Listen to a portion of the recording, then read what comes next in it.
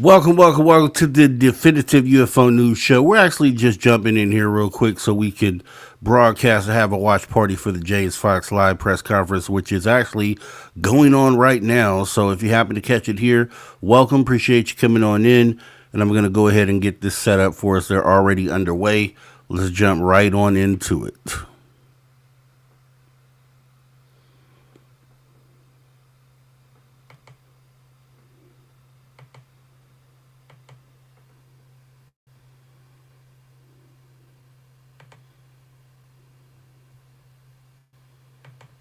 On behalf of and the recovery of bodies of non-human beings. These reports alleged hidden government activities like those you will hear about today, stretching across many decades. What these folks are going to tell you today in person and remotely are astounding, but they're not the only credible testimony about such events. Thank you.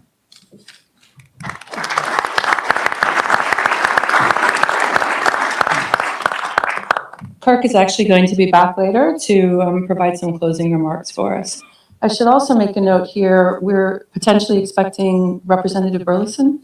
Is that true? Yes, he said he's coming. Okay, so there may be a moment where everything pauses and we hiccup and we bring Burleson on stage. So just bear with us if that happens. And hopefully it will. Anyway, thank you, Kirk. We look forward to hearing your closing remarks. Next, I'd like to introduce Dr. Jacques Vallée, remotely. Unable to attend the event in person, he generously agreed to record a statement for us. Jacques is a renowned scientific investigator, a cultural icon in this field, and one of its most influential thinkers.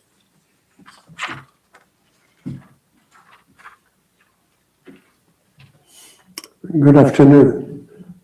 My name is Jacques Vallée. I'm speaking at the request of Mr. James Fox, because a few years ago I initiated the system of multiple databases used by a DIA-sponsored program at Bigelow Aerospace as a cleared member of a scientific team charged with a study of UFO, UAP phenomena.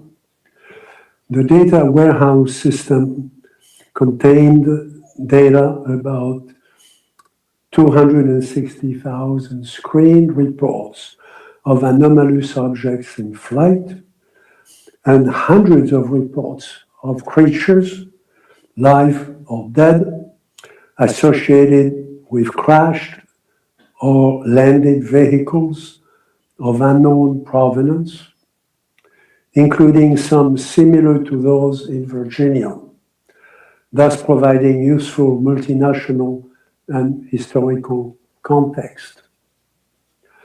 My current research is taking us to deeper levels with new on-site analytical and physical research on historical cases, such as the 1945 case in San Antonio, New Mexico, the 1964 case in Socorro, New Mexico, also, and the 1965 case in Valençon in France. In those and several others, new physical and environmental data was collected. The observations involve a total of 7 creatures, generally similar in size and general body shape to those described by the witnesses in Virginia, Brazil, and by Mr. Fox, providing both context and statistical support for current and future findings. In particular, all the creatures just mentioned breathed air normally. Beyond this, I currently serve in a private capacity on the Scientific Advisory Board of the French Government National Center for Space Studies, CNES. That unit has actively researched the UFO problem since 1975, including national cases of close encounters with the presence of occupants, a number of which I have also studied on site. It should be clear, however, that I do not represent any of these government organizations in this or any other context. The Virginia incident of 1996 in Brazil, researched and documented by James Fox, fits within cases already known in scientific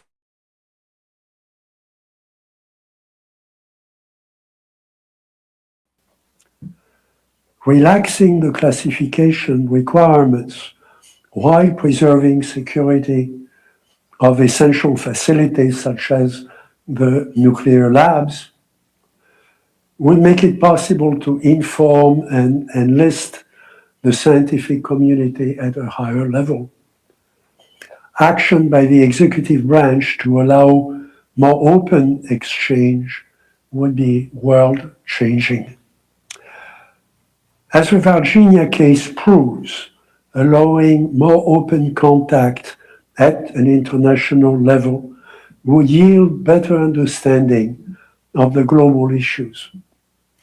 The current segmentation of the data hinders any serious research into what appears to be an extraterrestrial phenomenon empowered by advanced artificial intelligence.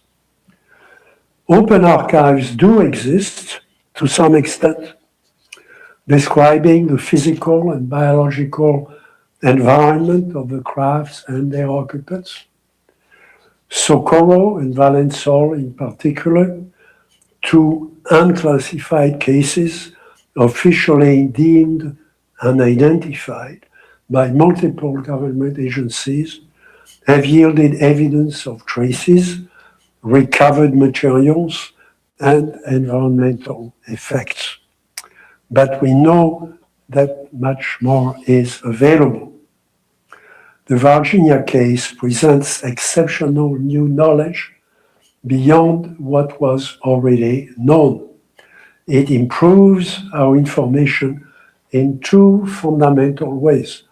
First, in the ability to reconstruct what happened to the craft and its occupants from beginning to end.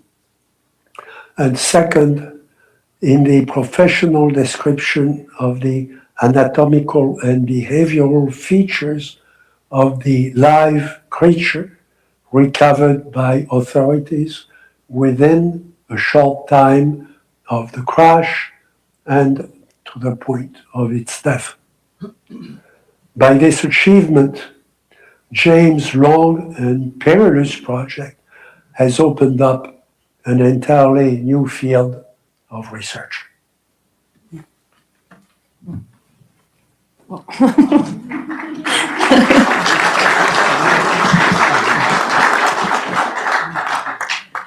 Thank you, Jacques. His perspective, of course, reminds us of the long arc of inquiry that has led us to this very moment. It's now my honor to introduce James Fox, the documentary filmmaker who spearheaded today's event. His work has consistently centered the human experience within some of the world's most provocative UAP cases. James, at 28 years old, completed and sold his first documentary on the UFO subject to Discovery Communications. Over the years, through films like Out of the Blue, I Know What I Saw, The Phenomenon, The Program, and Moment of Contact, he has consistently centered the human experience with some of the world's most provocative cases. James' most recent work, Moment of Contact, New Revelations, returns to the 1996 Virginia, Brazil event. Often described as one of the most compelling crash retrieval cases involving multiple live non-human beings of advanced intelligence. For over 2 decades, he and his team have chased down the facts and witnesses to the incident. He has been deeply committed to documenting their accounts with respect and to preserve their voices for future generations. Ladies and gentlemen, James Fox.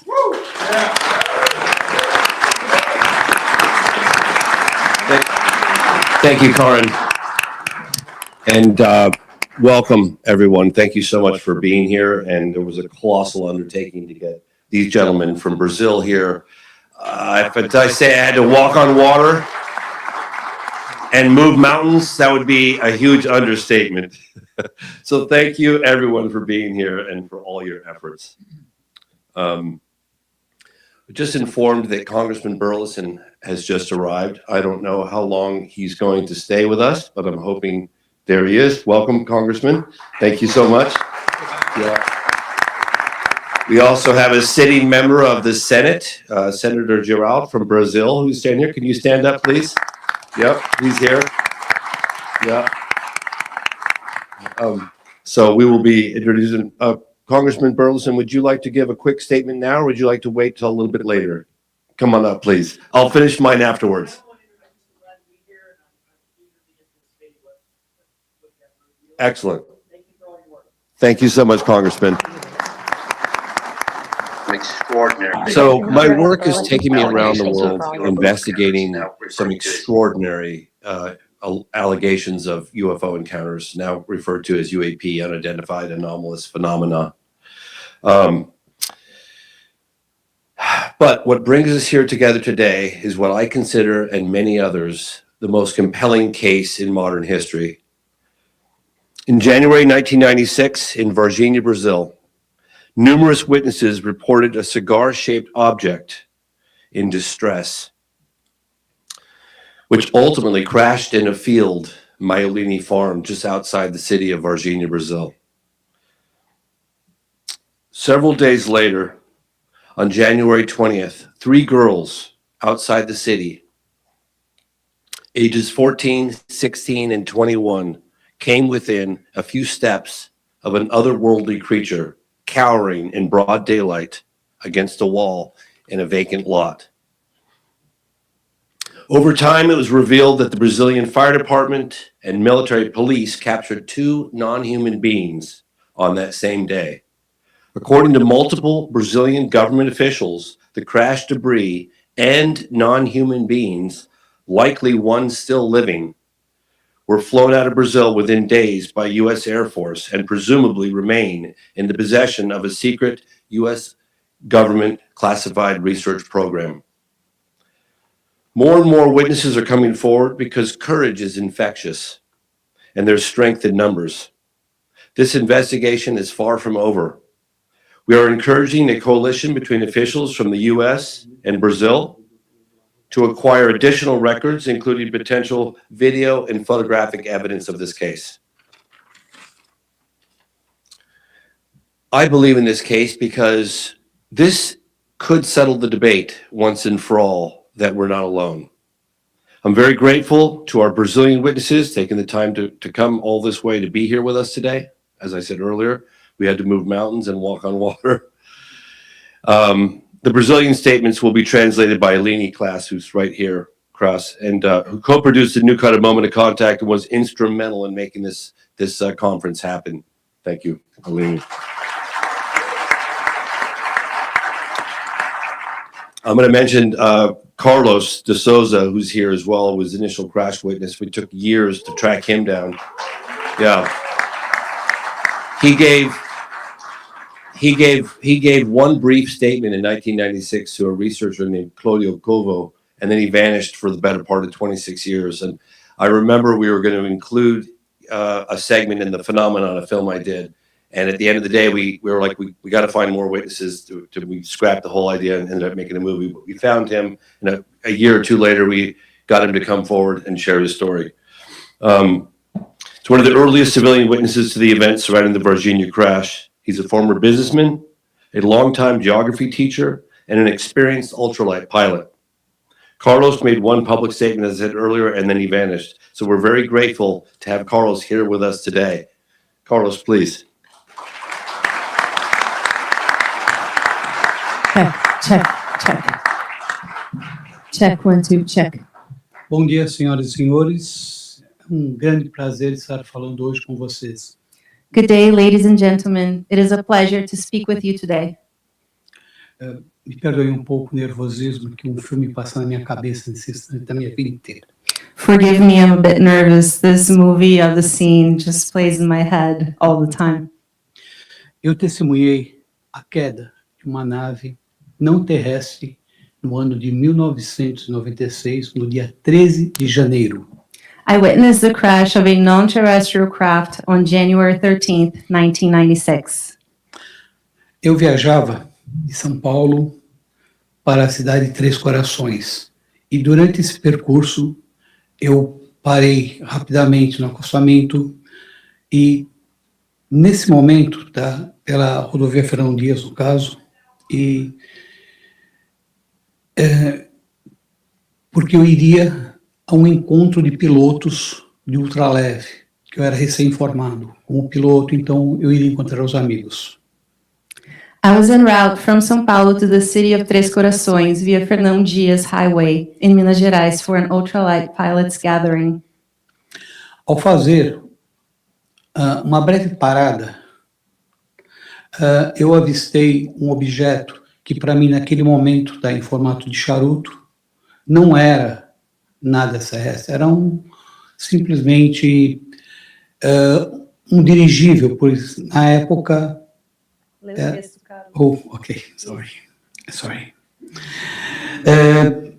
Em formato de charuto, tá? E eu observei que ele estava em apuros. When I made a brief stop near Varginha, I looked skyward. I spotted a cigar-shaped object which seemed distressed. Initially, I assumed it was a blimp, common at the time over soccer fields for broadcasts. It released white smoke while losing altitude. Inicialmente, como eu já havia falado, eu pensei que fosse um dirigível. Tá? Na época era muito comum sobre os campos de futebol no Brasil, para fazer as transmissões das partidas. Só que ele saía dele uma fumaça muito branca. E ao ele fazer uma pequena curva, eu observei que na sua lateral ele tinha um rasgo da metade para trás. E ele estava rapidamente perdendo altitude. It released white smoke while losing altitude. It made a slight turn that revealed a lateral tear from the middle to the back. It was clearly having problems. Logo pensei, como piloto, que os ocupantes estariam em graves problemas, porque só quem é piloto sabe o desespero que dá você estar numa nave com problemas ou numa aeronave com problemas. Entrei no meu veículo rapidamente e comecei a acompanhá-lo através do para-brisa até o seu local da sua queda. Na esperança, na verdade, de ajudar quem estava lá dentro. Only a pilot would know the difficulty of seeing a craft in trouble. So he quickly realized that the occupants could be in deep trouble. I got in my car and followed its trajectory towards the crash site, hoping to be able to help. Ao chegar no local da queda, eu estranhei de início, porque o esperado era um cheiro de combustível, ou querosene, mas havia um cheiro de amônia e ovo podre, muito diferente, que ardia muito meus olhos, queimava os meus olhos. Então eu subi a camisa para poder respirar, que eu não conseguia. Metade da nave, desse objeto, tá, que no caso para mim ainda era um dirigível, estava encostado numa árvore, e a outra metade traseira eram vários destroços. When I got there, I smelled a foul odor, like ammonia with rotten eggs, burning my eyes. Half the craft remained intact by a tree, and the debris of the back part was scattered everywhere. Nesse momento, rapidamente, chegou vários veículos militares. Multiple army vehicles arrived promptly. Nesse momento, eu estava no meio dos destroços, onde houve que negócio. E esses fragmentos, tá, eu levei baixei e peguei na minha mão. E eu observei que ele era muito leve, não tinha peso nenhum. Parecia um papel alumínio, aquelas folhas de papel alumínio bem fininhas. E amassei. Ele. Ao soltá-lo, o que eu tomei um susto gigantesco, ele voltou ao formato normal. Eu, meu Deus, o que é isso? At that point, I was in the middle of the wreckage, and I picked up a lightweight fragment resembling aluminum foil. I crumpled it in my hand, but when I let go, it instantly resumed its shape. Nesse exato momento, um soldado do exército, da ESA, ser mais preciso, no Brasil, veio em minha direção com um rifle, tá? E começou a gritar, vai embora, vai embora. E no que ele deu impacto, tirou de mim esse fragmento, ok? E eu respondi para ele, não, eu não vou. Tem gente caída lá, machucada, que para mim até aquele momento não fazia sentido cenário. Para mim era, ele vai embora, vai embora. Eu falei, não, não vou. Ele deu um passo para trás, levantou a arma, engatilhou, apontou para minha cabeça. Eu não estou pedindo, eu estou mandando, eu vou abrir a tua cabeça no meio se você não for embora. A soldier approached fast and hit me in the chest with his rifle, so I was forced to drop the metal I was holding. He shouted, "Leave now." I replied, "No, people in there need help." He aimed his gun at my head and said, "I am not requesting, it is an order. Leave now or I'll split your skull." Virei-me imediatamente, tremendo, morrendo de medo, sem entender nada. E estava muito assustado mesmo com tudo aquilo. I turned and departed immediately. I was very scared and confused. Saí do local imediatamente, que não tinha o que fazer, estava com medo, não entendia nada, e caminhei até um posto de gasolina, porque eu falei, vou tomar um café e me acalmar. Para todo aquele negócio era demais para minha cabeça. Sorry. Desculpem-me. E para me recompor, fui ao posto tomar um café para me recompor. Em poucos minutos, uns 4 minutos, 5 minutos no máximo, chegou um carro escuro, um Opala, um carro da época, azul escuro, quase preto, com 2 homens bem vestidos, elegantes, ternos pretos, camisa branca, óculos escuros, desceram e vieram ao meu encontro. Ok.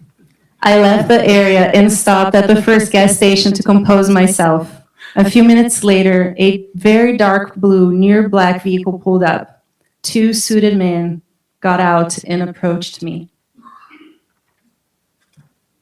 Me chamando pelo nome. Ok. Um deles veio em minha direção, tá, e me chamou pelo meu nome. Falou o nome da minha esposa, o nome do negócio, para mim, apontando o dedo para mim, e perguntou, eu perguntei para ele, falando se eu era o Carlos Souza, se eu era isso, e apontando ele para mim. Eu perguntei para ele, quem é você? Não te conheço. Ele respondeu frio e simplesmente, você não viu nada, você não sabe de nada, ou você terá sérios problemas o resto da sua vida. One of these men approached him and called him by name, stating his address, naming wife and business, and he asked, "Who are you?" And this man threatened, "You saw nothing, you know nothing, or you will have problems for the rest of your life." Partiram rapidamente. Nesse momento, eu peguei um papel, guardanapo, limpar a boca, com uma caneta, para anotar a placa do veículo. Porque, para mim, quem eram aquelas pessoas para falarem aquilo? Só que ao chegar na porta do estabelecimento que estava tomando café, quem falou que o carro tinha placa? Não havia placa no veículo. Eles simplesmente partiram.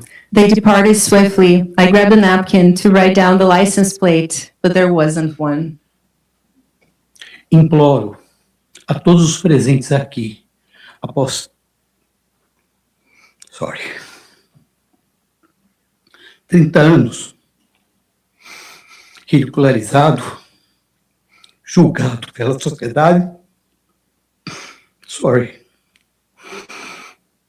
Não nos abandone. Novamente. Permitam que a verdade venha à tona. Tenham coragem de falar a verdade para nós. Eu não sou louco. Ninguém é louco aqui. Tenho família com qualquer um. Por favor, falem a verdade àquele que sabe, às autoridades. Só peço isso. Obrigado. I implore the authorities and people present, after 30 years of ridicule and societal judgment, do not abandon us again. Allow the truth to emerge. Summon the courage to disclose it. Thank you very much. Obrigado.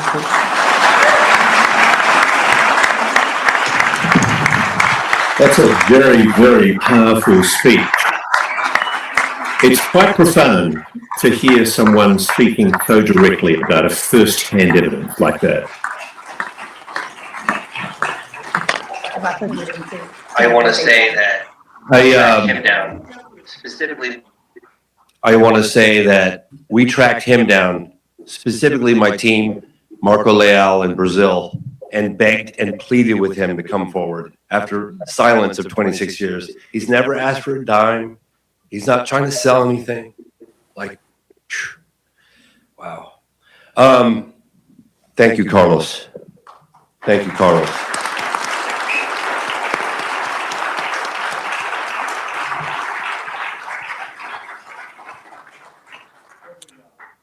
We have colossal effort to get 6 additional firsthand witnesses here. In fact, we hired an immigration lawyer. We reached out to Congressman Burleson's office. He was very happy to help implement getting their visas approved.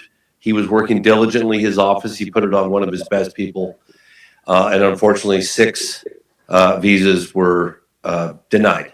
So we rushed back just a couple of weeks ago, Alini and myself, covert mission, went back to Brazil with the help of the local government and got access to an official building with a podium and flags. And we recorded statements from all those that had their visas denied. So that's the story behind why we're presenting it. They wanted to be here in person. They tried everything to be here in person. We worked on it for the better part of 9 months. And again, I'll remind you, the QR code allows you to download free of access, use it anywhere you want, right there by the doors. There's another one by those doors. It'll give you full access to all the videos you're about to see. And I ask you to please spread them far and wide. They're all yours. They're everybody's. So we're going to, without further ado, we're going to show you 6 additional statements from firsthand witnesses right now that were unable to be here. Thank you.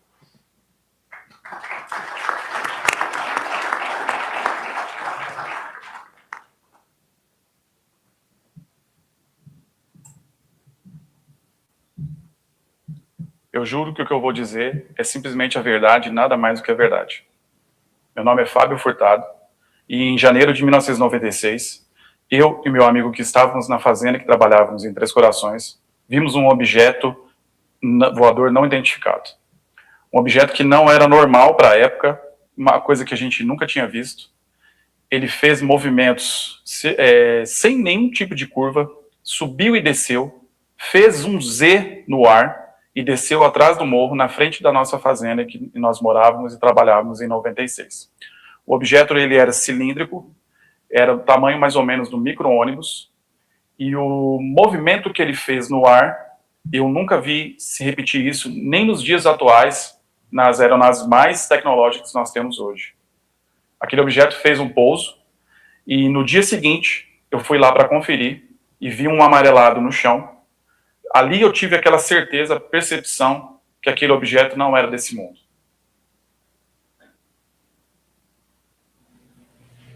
Eu juro que eu vou dizer aqui agora é a verdade, somente a verdade. Meu nome é Liliane Silva, tenho 46 anos, sou professora na educação infantil. No sábado 20 de janeiro de 1996, a mais ou menos às 3h20, eu, Valquíria e a Kátia, ao cortar caminho, vindo do trabalho, observei no muro uma pichação, onde embaixo dessa pichação de uma trave de futebol, eu avistei uma criatura, estatura baixa, com os olhos vermelhos, a pele marrom, como se tivesse passado um óleo, umas veias que saíam do pescoço até o braço, né? E quando que eu avistei ali, eu tive uma sensação, assim, terrível, como se o mundo tivesse parado. Foram minutos, mais minutos, assim, que passou um filme na minha vida. Na hora que eu gritei para avisar as meninas, olha ali, a criatura olhou para mim, eu olhei nos olhos dela, me passou uma sensação que ela estivesse sofrendo, que ela estivesse pedindo ajuda, se escondendo de alguém ali. E assim, aqueles minutinhos que eu fixei nos olhos dela, eu entrei em pânico, não sabia o que eu fazia, só falei assim, gente, vamos correr, e comecei a correr na frente delas, né, em sentido da minha casa. As meninas olharam para ela e teve a mesma impressão, cada um viu alguma coisa, mas assim, apavorada, saíram correndo no sentido da minha casa.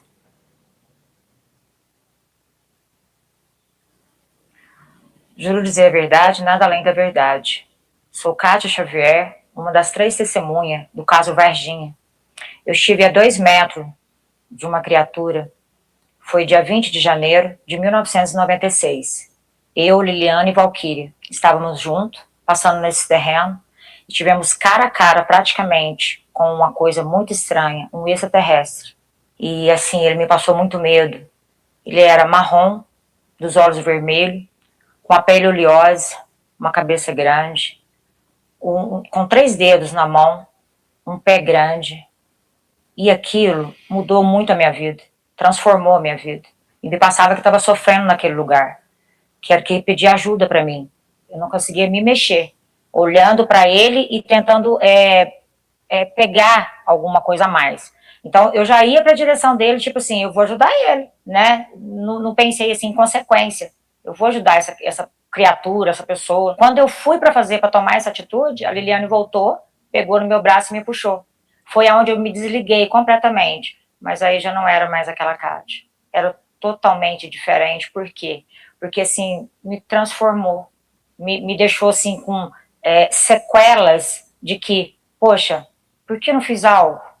Poxa, por que pegaram ele?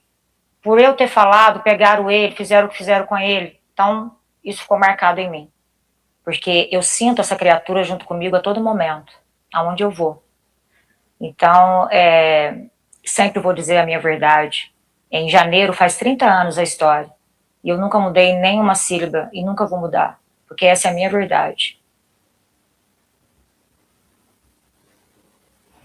Eu juro que o que eu vou contar agora é verdade, nada mais que a verdade. Eu me chamo Valquíria, sou uma das testemunhas do dia 20 de janeiro de 1996, onde estava eu, a minha irmã Liliane e a nossa amiga Kátia, quando estávamos indo embora do trabalho e avistamos uma criatura. Uma criatura diferente, que nós não sabemos o que era, mas era assustadora.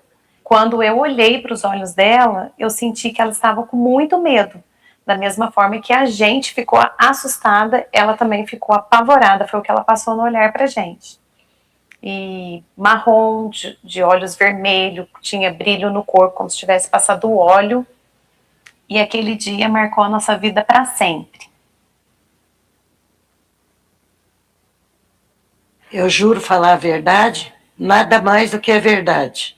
Meu nome é Luísa Helena da Silva, sou mãe das 2 meninas que viu o ser. Depois de meia hora que eu fui até no local, a Kátia chorando muito, e eu cheguei até lá, vi a pegada. Tinha grama e a pegada dos dedos dele. Assim, só 3 dedos, muito comprido, assim. E só a única coisa que eu consegui já tinha sumido dali. É o cheiro daquele lugar que ficou muito e muito tempo, uns 20, 25 dias no máximo, se eu não me esqueço, no meu nariz. Então, depois do acontecido, que as meninas viram esse ser lá, eu recebi na minha casa 4 homens que eu nunca tinha visto na minha vida. Era 4 homens vestidos de preto, e eles foi só entrando e foi fazendo uma proposta para mim. Se eu aceitasse aquele dinheiro, abriu a mala na minha frente, disse que a gente ia ficar milionário pro resto da vida. É um dinheiro esquisito, eu nunca tinha visto na minha vida. Era uma maleta assim, nessa altura. Inês abri, que abriu, os outros só olhavam. Que eu tenho a impressão que eles não falavam a nossa língua. Só um que falava. E falou que era muito dinheiro, que a gente ia ficar rica, que eu tinha que ir embora daqui. Mas eles queriam que eu ia se eu aceitasse, que era para mim ir numa emissora, numa TV, reunir as meninas, e mentiram. Que, por exemplo, um exemplo que ele deu, que as meninas viam um bezerro, um cachorro doente, um ser humano doente. Eu fiquei muito assustada com isso, achei que isso não era digno. E aí pedi para eles ir embora dali. Fiquei com muito medo deles, sim. Então eu acho que eu não poderia mentir uma coisa desse jeito se eu não cheguei a ver. Agora mentir que as meninas não viram nada, isso aí também já é demais. É só isso que eu tenho que falar.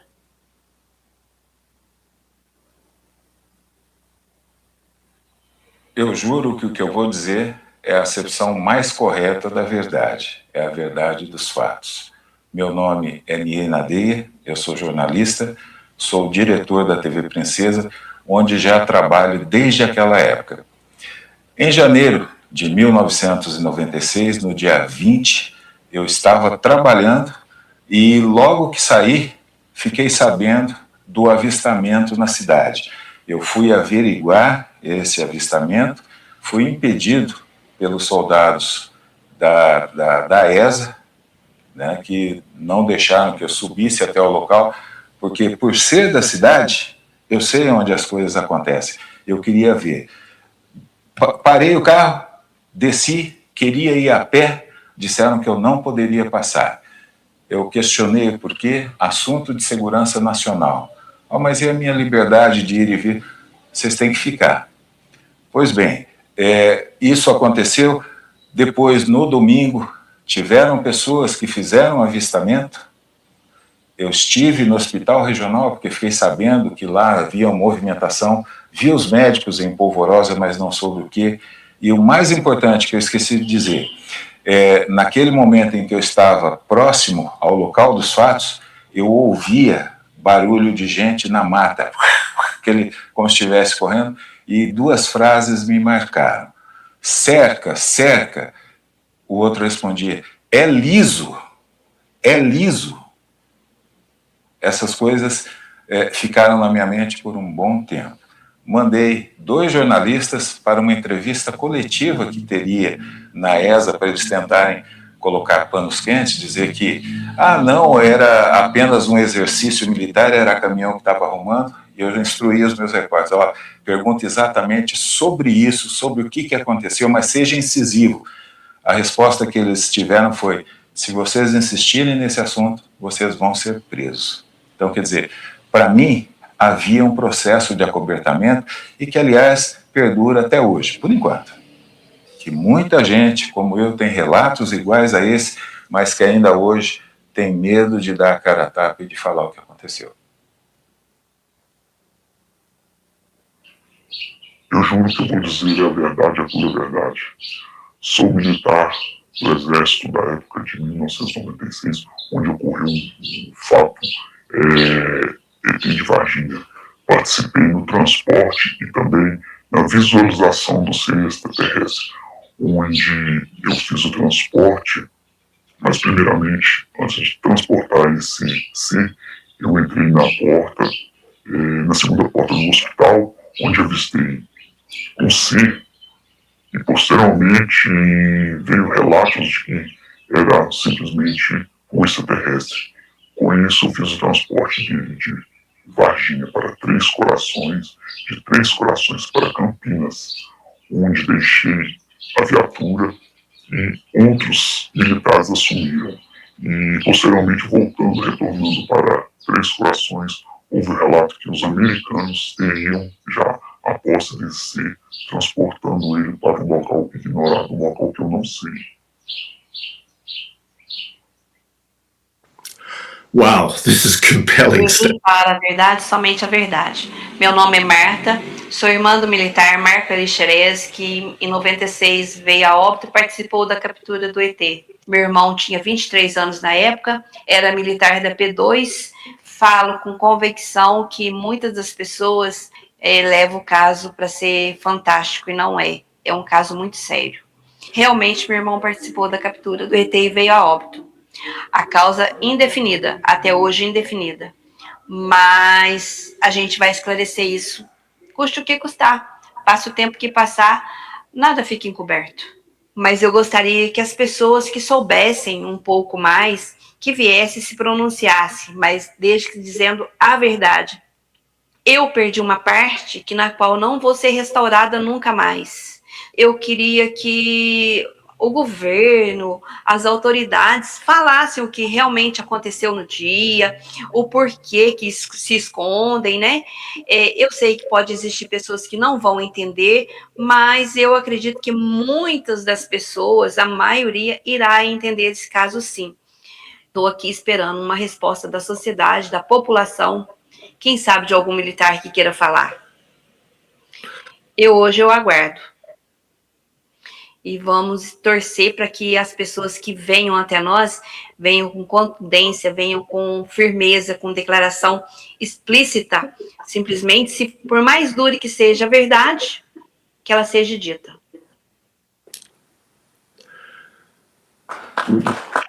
Why hide it? Why hide it indeed?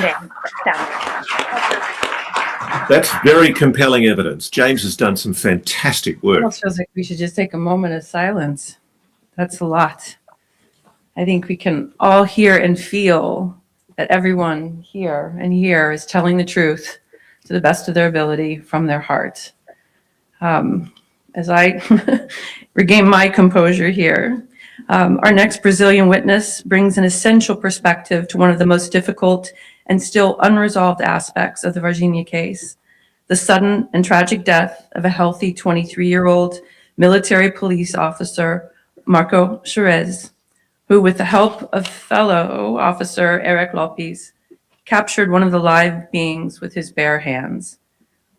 Within weeks, he developed a severe bacterial infection that would ultimately prove fatal. Dr. Armando, the forensic specialist who conducted Xerez's autopsy, is a highly respected physician with a law degree who works primarily in forensic medicine. Over more than 3 decades with the Minas Gerais Civil Police, he served as a forensic pathologist, criminal medical examiner, and critical medical examiner. I'm seeing in some of my notes here that I finished at 3 a.m. The obvious results that I was finishing at 3 a.m. He also served as the president of the Medical Association and Municipal Secretary of Health in Varginha. He is here with us today to discuss his knowledge of the case. Dr. Armando.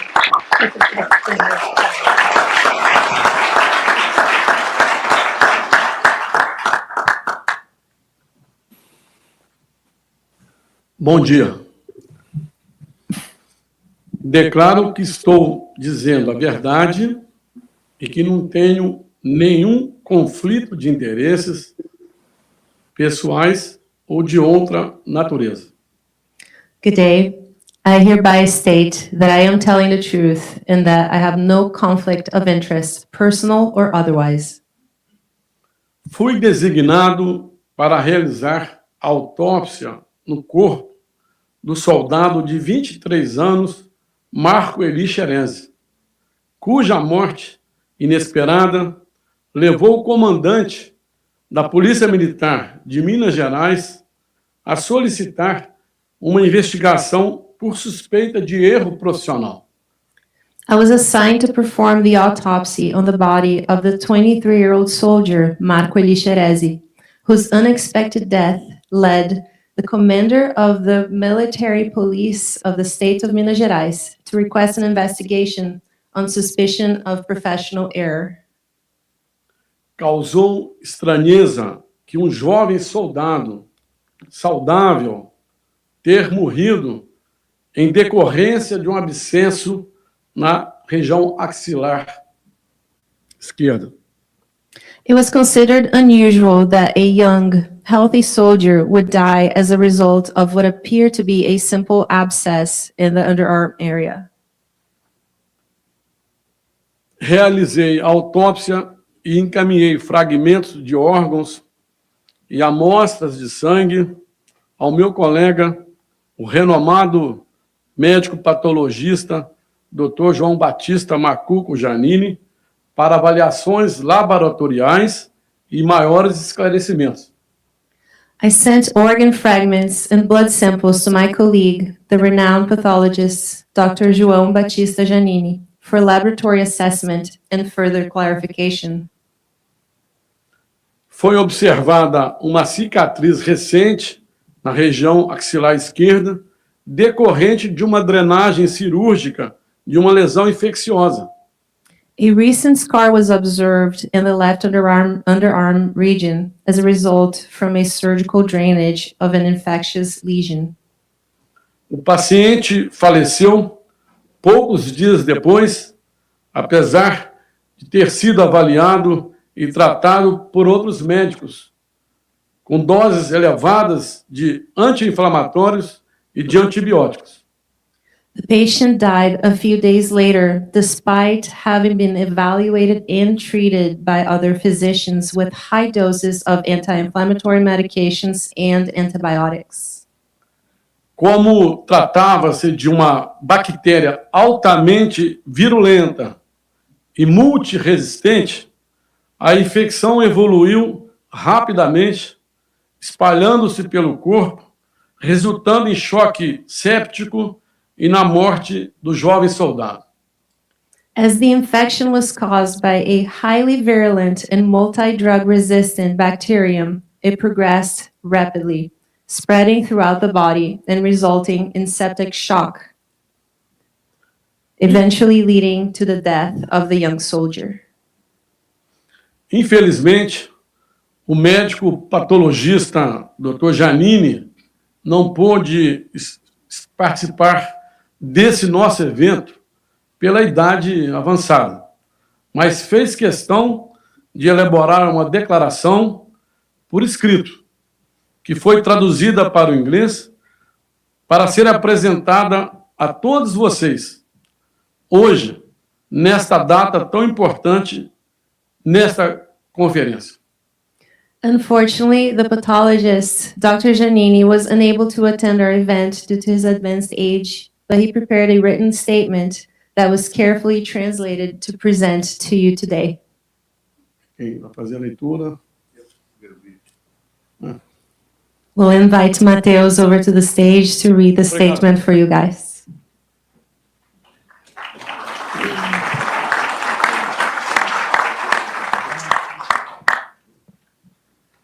Most honorable ladies and gentlemen, distinguished authorities, scientists, and representatives of the institutions gathered here. My name is João Janini. I am a professor and doctor with specialization in anatomic pathology.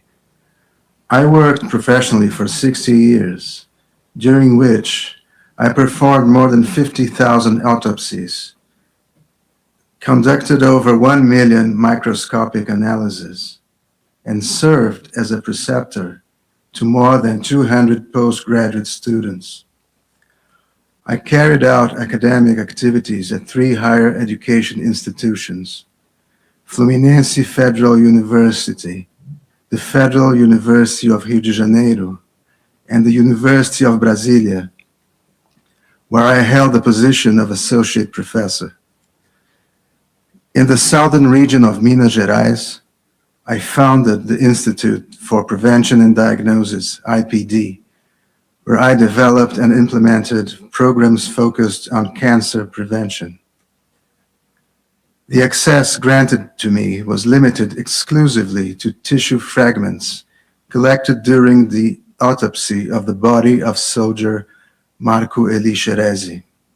Subsequently, I received circumstantial reports presented by gentlemen ufologists who requested a review of the previously mentioned material.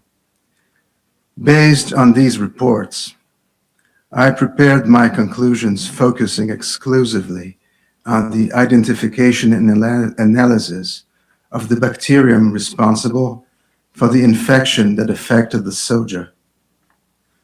This bacterium proved to be a microbial agent of extremely high aggressiveness and lethality. Given its characteristics, I understand that it goes beyond the limits of a conventional infection, possibly presenting itself as a highly specialized mechanism of aggression and defense, which raises the hypothesis of its alien origin. We are currently awaiting the necessary legal procedures for the exhumation of the body, with the expectation that advanced studies in molecular biology may provide new evidence regarding its mechanisms of aggressiveness, corroborating the hypothesis that it is an organism of extraterrestrial origin. If confirmed, such a finding would represent unequivocal proof of the existence of extraterrestrial life, implying a profound global reformulation of our philosophical understanding of existence. January the 8th, 2026, Virginia, Dr. J. Giannini.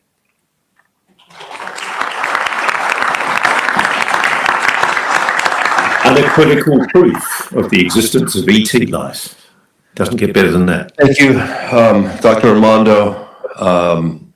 We have the distinct honor of, as I've announced earlier, Senator Juan, who's here, and we thought we would offer him a quick opportunity to say something if he'd like, take a few-minute break, and then we're going to present Dr. Italo, who allegedly had face-to-face contact with the creature, some level of communication for 3 to 4 minutes after we take a short little break. So, Senator, if you'd like to come up and say a little brief word, we're happy to have you here. Thank you so much.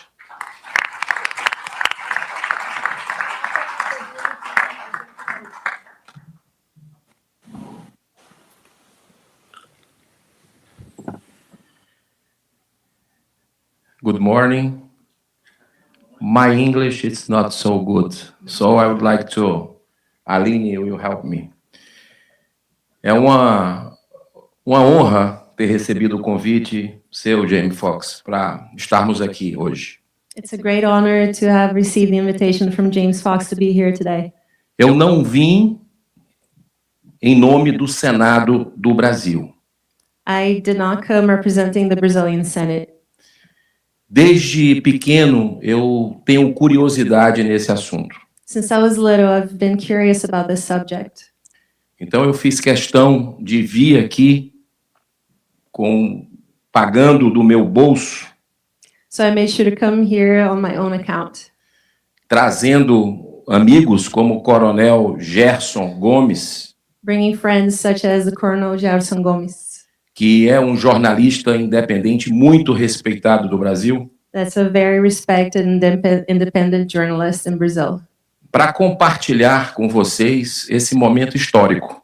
To share with you here this historical moment.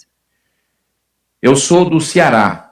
I'm from Ceará, a state estado no nordeste do Brasil. In the north of Brazil.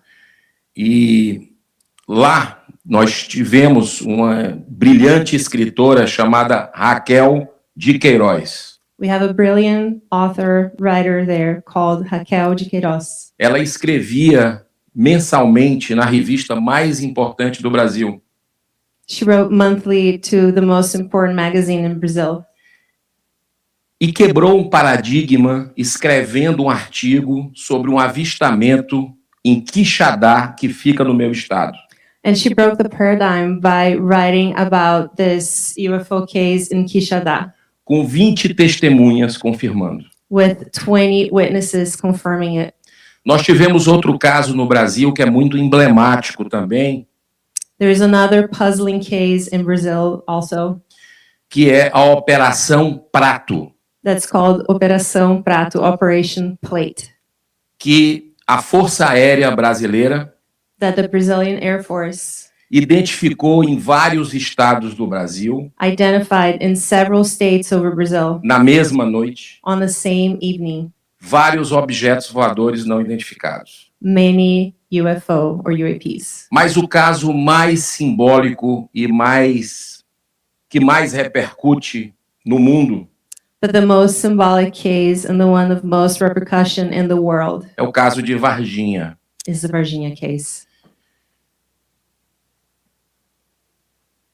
Tem um grande humanista brasileiro de Minas Gerais também, There is a great Brazilian humanist also from the state of Minas Gerais, pacifista considerado pelo povo brasileiro como o mineiro do século, que nasceu em Minas Gerais. a pacifist considered by Brazilians, considerado o quê? É considerado como o brasileiro de todos os tempos, um grande brasileiro de todos os tempos. Like the great Brazilian of all times, this pacifist. Chico Xavier. Chico Xavier.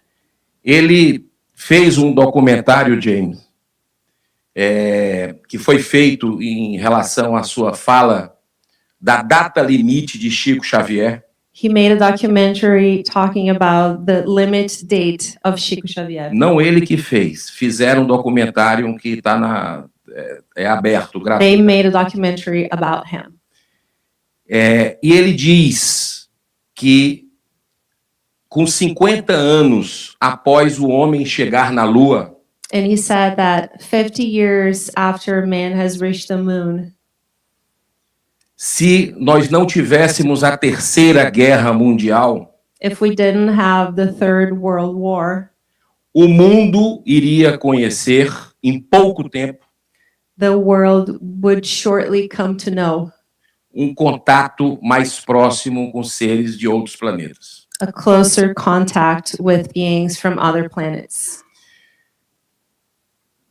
E eu quero parabenizar Jamie pela sua coragem. He wants to congratulate James for his courage. Eu quero parabenizar também dois convidados que foram ao Senado do Brasil, He wants to also congratulate two guests that came to the Brazilian Senate. que nós fizemos 3 anos atrás um evento mundial no Senado do Brasil sobre os 75 anos de ufologia. They did a 70-year ufology celebration event. O detetive aposentado da Polícia Federal, da Polícia Inglesa, Gary Heseltine, Retired detective of the English police. e Robert Lambert Salas, comandante da reserva do Exército Americano e pesquisador de ufologia. Commander of the U.S. Army and UFO researcher. Foi um evento com uma presença de pesquisadores, ufólogos It was a great event with researchers do Brasil. in Brazil. E para encerrar, And to finish, esses brasileiros aqui que estão comigo têm muita coragem. these Brazilians up here with me are very courageous. Não é fácil tratar desse assunto no Brasil, que existe o julgamento e é entendido por muitas pessoas como chacota. It's not easy to deal with the subject matter in Brazil. There's a lot of ridicule and a lot of fun poked at these people. E nós vivemos um momento hoje gravíssimo político no Brasil, And we are in a dire political moment in Brazil also, de caçada à liberdade de expressão, where they're hunting down freedom of expression, com presos políticos, mais de 1.000 presos políticos. with more than 1,000 political prisoners. E falar desse assunto hoje também precisa ter muita coragem. And to speak about this today also requires a lot of courage. Eu faço um apelo às autoridades americanas que porventura estejam aqui, He makes an appeal to the American authorities that may be here today, que possam ter alguns elementos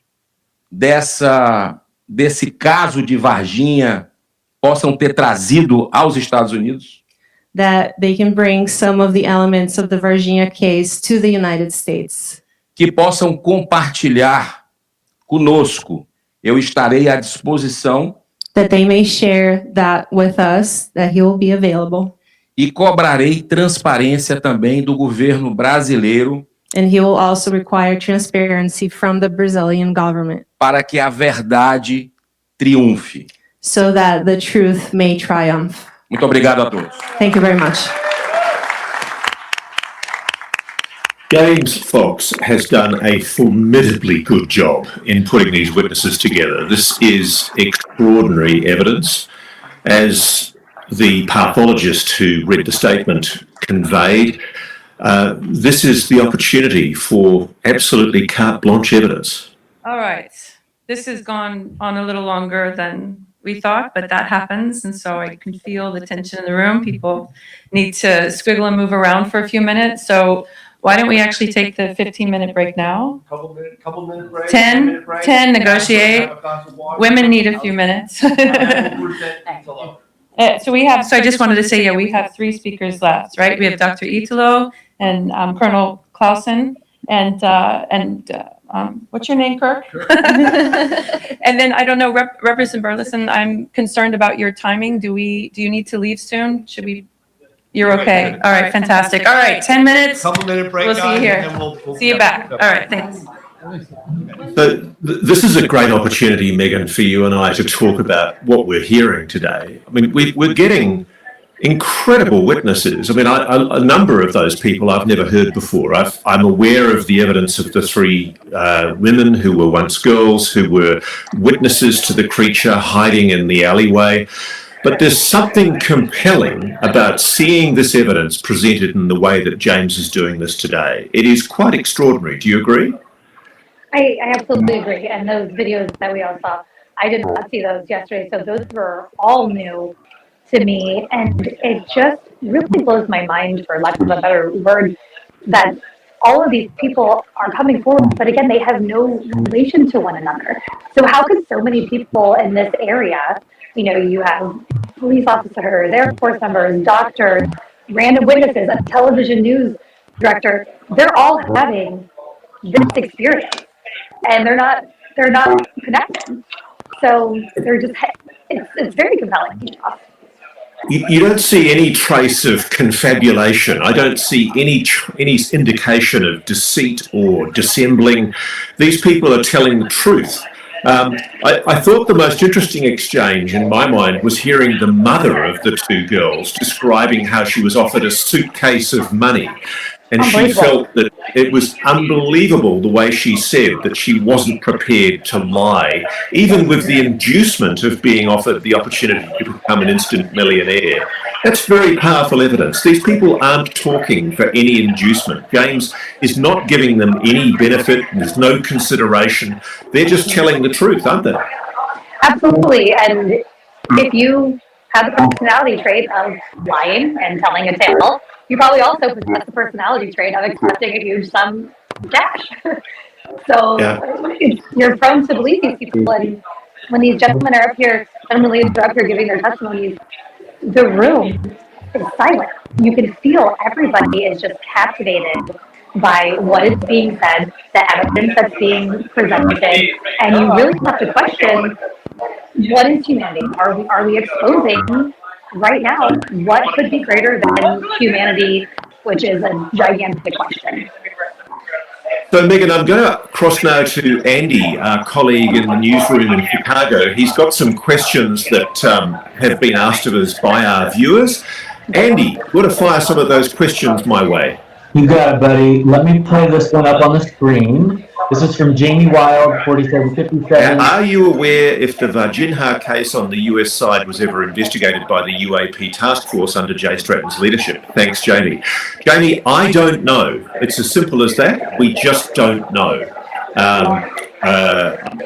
I'm remiss, frankly, in not asking Jay Stratton about that. I will. What I can tell you is, as is the case right now, there is a continuing effort to cover up and hide UAP retrievals and reverse engineering. And I just don't think there's any willingness at the moment in the majority of people in either the Congress or the administration, or indeed in the Defence Department, to tell the public the truth about what they really know. I mean, what we've got here today is categorical evidence of some group of people saying they've had first-hand contact with a non-human being, and evidence of them witnessing the crash of a non-human craft, an alien craft.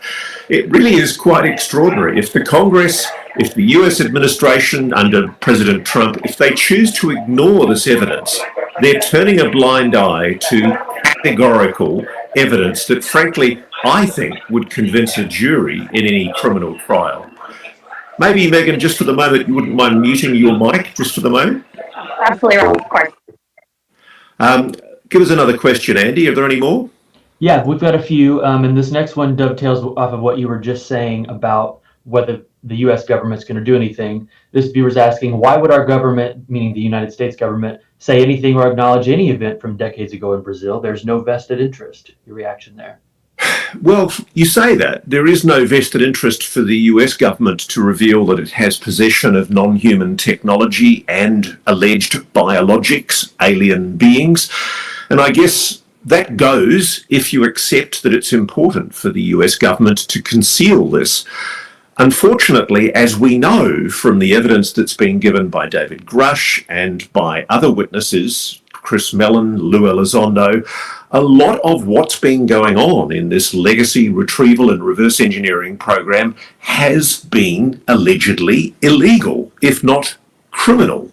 And the issue is, do we care about whether or not Congress is properly oversighted and informed, and if the correct accountability controls are applied as is required by the United States Constitution? If we don't care about that anymore, if we just live in a national security state where the executive of the Trump administration can basically say, we're not going to answer your questions, we're just going to ignore you, then I guess you could say that. Yes, the government does have a vested interest, clearly, in keeping this quiet, but this is a government that was founded on a constitution that says that government is for the people and by the people. And frankly, it doesn't have the ability to operate without accountability to Congress when public money is being expended. And that's the issue here, is that, yeah, sure, you can make sweeping assertions of national security, you can try and keep things quiet, but courageous people like these witnesses are coming forward and saying, this happened. I was offered inducements, I was threatened, I was offered a bribe. People have been bullied, intimidated, threatened with the loss of their careers. Ultimately, do we care about that? I think we should. And just because government has a vested interest in preserving the national security of what they're asserting here, why do they have any right to keep secret from the human race that they are aware of the existence of a non-human intelligence? I think it's completely untenable. Any more, Andy? Oh yeah, we've got a ton of comments here. 1 second. This person wants to know a little bit about, we heard from a Brazilian senator, but their question is about, people who maybe don't know a lot about Brazil. Do they have a Congress? And if so, are they currently or historically questioning their own government about this UAP? They actually do have a Congress, and they've indicated to me and to other people that they are planning to have hearings, that there is a plan to have hearings both on Varginha and on the other operation that was referred to by the Brazilian senator, Operation Prato, Operation Plate. And this is a very, very interesting investigation that was done by the Brazilian military, where they investigated UAPs that had harassed, overflown, and in some cases allegedly injured villagers in remote Brazilian villages. Brazilian members of those military groups came forward subsequently and admitted that they had been part of essentially a cover-up by the government, the Brazilian government, again at the instigation of the United States. Why? Why would the United States want to keep secret from the public, the world, the fact that it's aware of the existence of a non-human technology, a non-human intelligence? That's the issue that's at the heart of this press conference today. James Fox is presenting categorical evidence, evidence that I think would sway any jury in a criminal trial far beyond reasonable doubt, which is the burden of proof we use to substantiate a criminal case. These witnesses are putting themselves forward to be cross-examined. They're willing to take questions from the audience.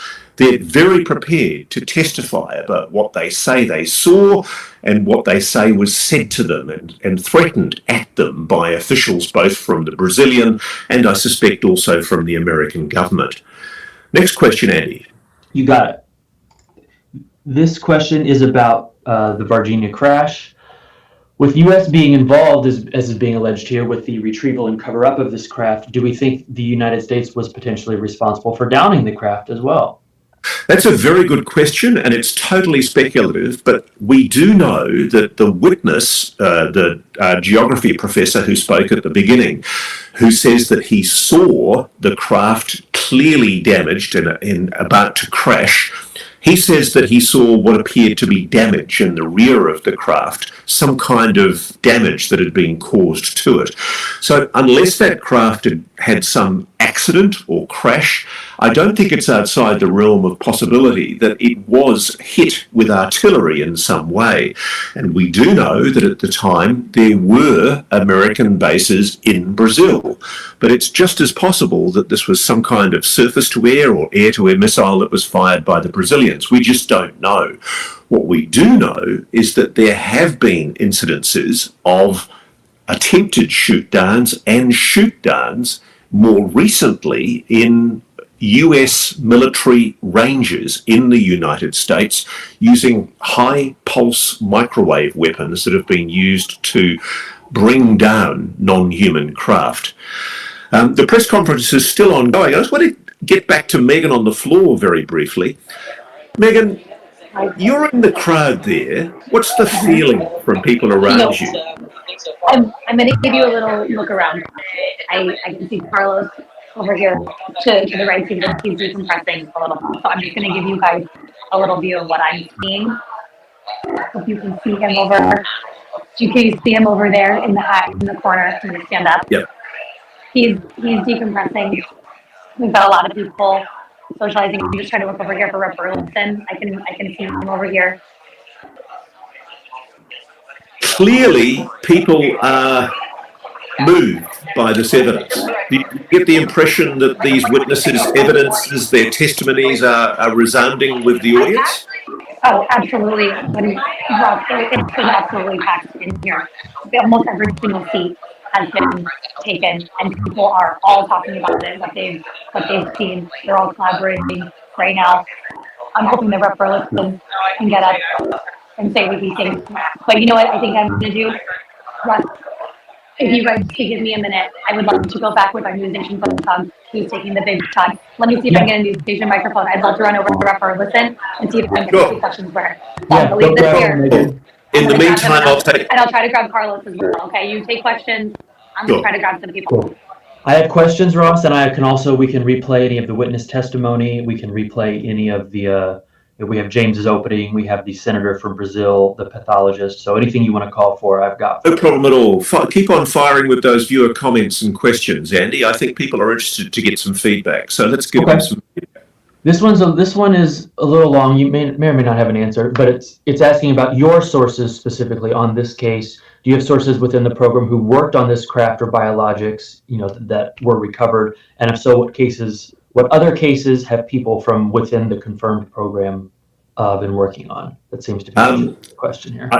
I have to be very careful here because I have to protect sources. So I can't say which craft and which biologics my sources have worked on because that enables identification of them, or at least it reduces it to a very narrow group of people. You are correct. I am talking to people in the program, and this, when we talk about this is a covert program which is allegedly operating illegally, at least according to people in Congress who are aware of this, which is involved in the retrieval and the attempted reverse engineering of non-human craft. It also involves the investigation of alleged biologics, as we call non-human beings, highly intelligent beings that are actually operating these craft.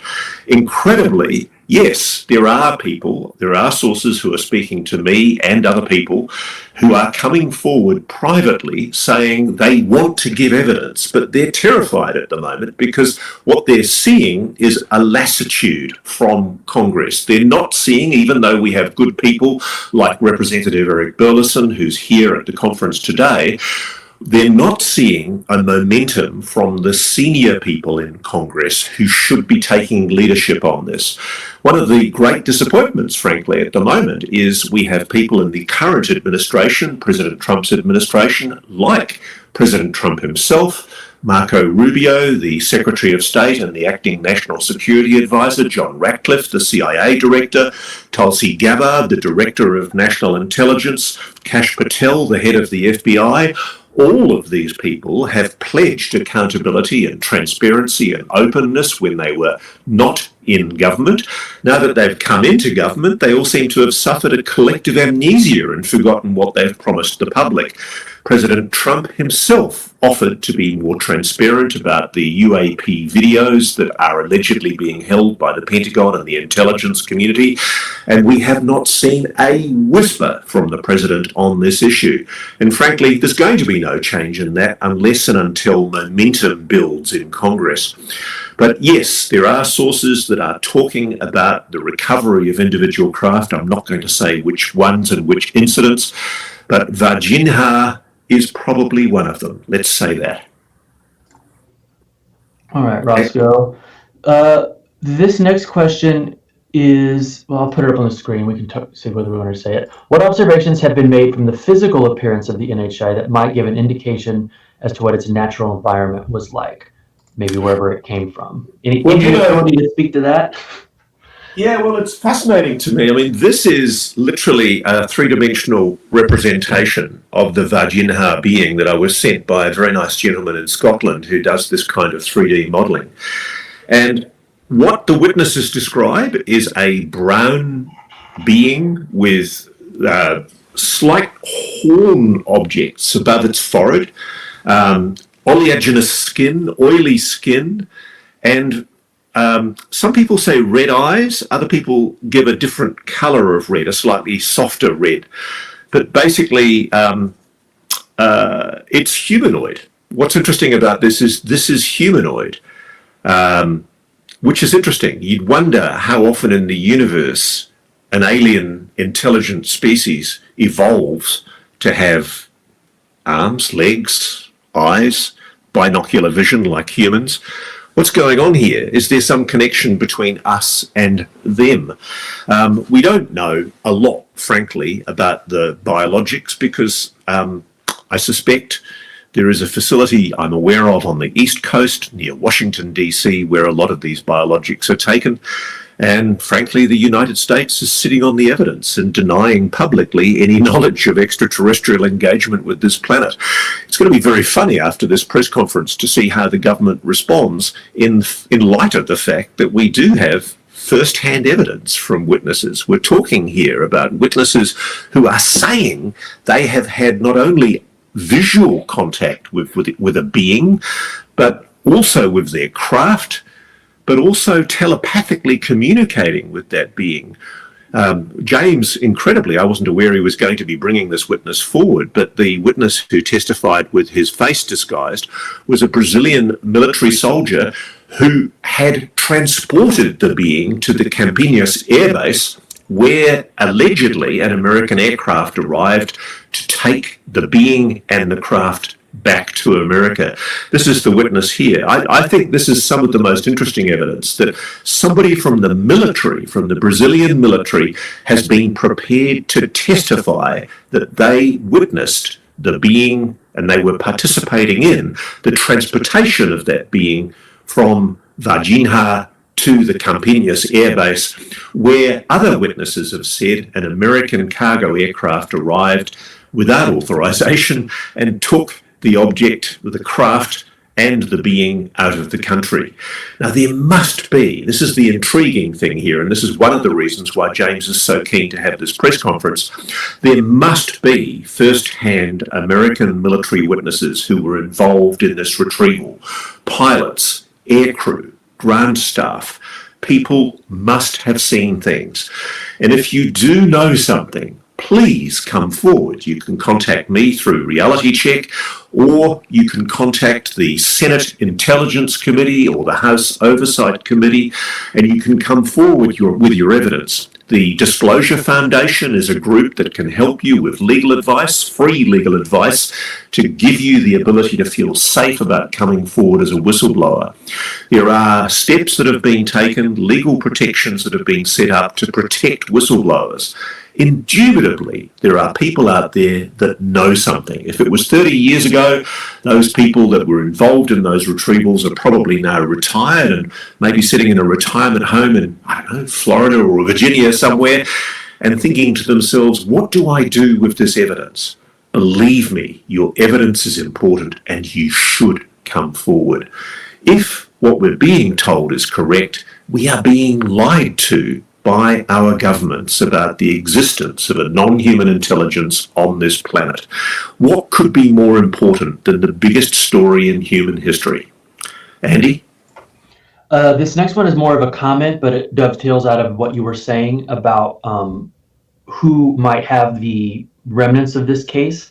The comment is from James Cooper Mason. The American companies controlling the development of these craft allegedly that these craft are made out of has made Senate members, Congress members rich from whatever they're smuggling. Can you just speak a little bit to the American, aerospace industry and their role in collecting? Okay. Like this? We know it's a matter of public record that a number of aerospace companies are significant major donors to key chair people in some of the key oversight committees. Looks like the conference is about to start again. I don't know whether they're receiving quids directly, but certainly they're getting political donations. Here we go again.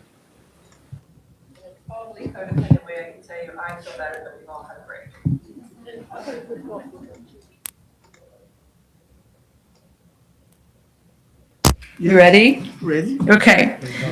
Our next Brazilian witness, are we all here? Yes, good, mostly. All right. Our next Brazilian witness brings an essential perspective to one of the most difficult and still unresolved aspects of the Varginha case. The sudden and tragic, oh, no, wrong person. Yep, no problem. I told you, 3 a.m. There's not enough coffee. We love you, Karen. Thank you. All right, final Brazilian witness, Dr. Italo. No, wait. It's a physician specializing in neurology and neurosurgery with nearly 5 decades of experience in both clinical care and specialized neurological procedures. He is currently the leading neurosurgeon at Regional Hospital. He maintains a private practice and is also involved in healthcare management through his medical services company. For the first time in a public setting, we are honored to hear directly from Dr. Italo, who will describe his face-to-face interaction with a captured living being of advanced non-human intelligence, an apparent survivor of the Varginha crash. His experience represents one of the most significant developments in the history of UAP investigations. Dr. Italo.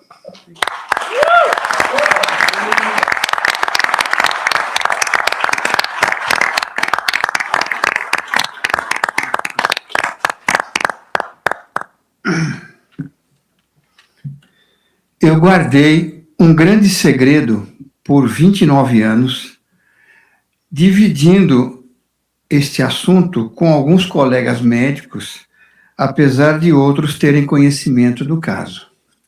I held on to a very big secret for 29 years, sharing it only with a few medical colleagues, even though many others knew what I knew.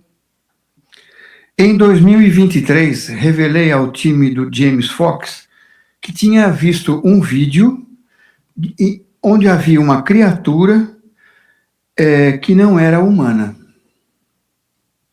In 2023, I revealed to James Fox and his team that I had seen a video of a non-human creature in the hospital on January 20th, 1996. Depois de ter sofrido um ataque cardíaco quase fatal, em 2024, criei coragem para dividir mais detalhes da minha experiência, apesar das preocupações com o possível impacto na minha carreira. After suffering a near fatal heart attack in 2024, I felt compelled to share more details of my experience despite previous concern about consequences for my career.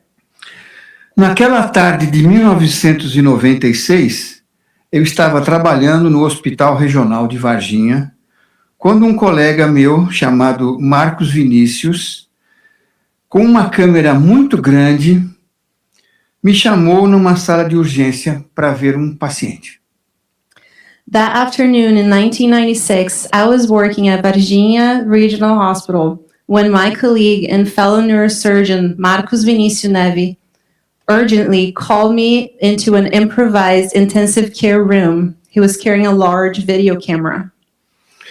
Ao entrar na sala, me mostrou uma câmera em preto e branco que parecia uma criança deitada numa cama com uma hidrocefalia extrema. Upon entering, he showed me a black and white video on the camera screen that appeared to be a child lying in bed with an extreme case of hydrocephalus. Perguntei, o que é isto? Ele apontou para uma cama onde estava deitado um ser. Eu me aproximei e, ao vê-lo, imediatamente percebi que não era humano. I asked, "What is this?" He pointed past the makeshift partition where a being was lying. I got closer. The moment I looked at the being, I immediately knew it was not human. Olhei para ele primeiramente com a perspectiva médica. Estava respirando bem, sem dificuldade. Parecia não estar com dor. Consciente, não estava sangrando. Parecia bem, com um semblante muito calmo e tranquilo. I first examined it with a medical perspective, breathing well, no apparent pain, conscious, no bleeding. It seemed fine, with a calm and serene expression. Parecia uma criança de uns 7 anos. Um lençol coberto, até aqui, no corpo, né, até a cintura. Os olhos eram lilás, bem como o crânio. It looked like a 7-year-old child with a sheet covering up to its waist. Its eyes were lilac and teardrop-shaped. The cranium was also teardrop-shaped. A pele era branca, os braços bem finos, 3 dedos com o polegar opositor, não havia mamilo e uma boca pequena. The skin was white, the arms were very thin, and the hand had 3 fingers and an opposing thumb.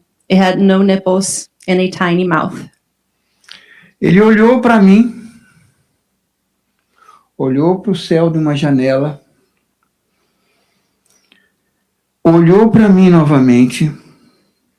He looked at me, then looked at the blue sky through the window as if longing to be there, then looked back at me. E a impressão que eu tive nessa segunda troca de olhar foi que ele tinha completa consciência do que estava acontecendo ao seu redor e da nossa intenção de ajudá-lo. After that, I sensed it was fully aware of what was happening around it and our intention to help. Senti que ele estava agradecido pelos cuidados, que queria ir embora. I felt it was grateful for the care and wanted to leave. A sua serenidade e a presença imponente me levaram a acreditar que eu estava na presença de um nível de inteligência muito elevado. Its serenity and powerful presence led me to believe it had a very high level of intelligence and perception, higher than human beings. Yes. Parecia um anjo, com a compreensão e compaixão em seu olhar, ciente de que estávamos fazendo o melhor que podíamos por ele, apesar das nossas limitações. It seemed like an angel with understanding and compassion in its gaze, aware that, despite our limitations, we were doing the best we could for it. Estou aqui perante vossa presença, com nada a ganhar, tudo a perder. Não estou vendendo nada e não estou pedindo dinheiro. I stand before you with nothing to gain and everything to lose. I am not selling anything or asking for money. Ainda trabalho como neurocirurgião. Estou aqui porque, principalmente para as novas gerações, eles merecem saber que há muito mais além do que a nossa existência humana. E eu sou uma testemunha. Thanks. I still work as a neurosurgeon, and I am here because everyone, especially the younger generations, deserve to know there's much more beyond human existence, and I am eyewitness to the proof. Thank you. The simple humanity of these people shines through. They're telling the truth. It's very powerful. What courage this doctor and the other witnesses are showing. I just hope they get the response they deserve.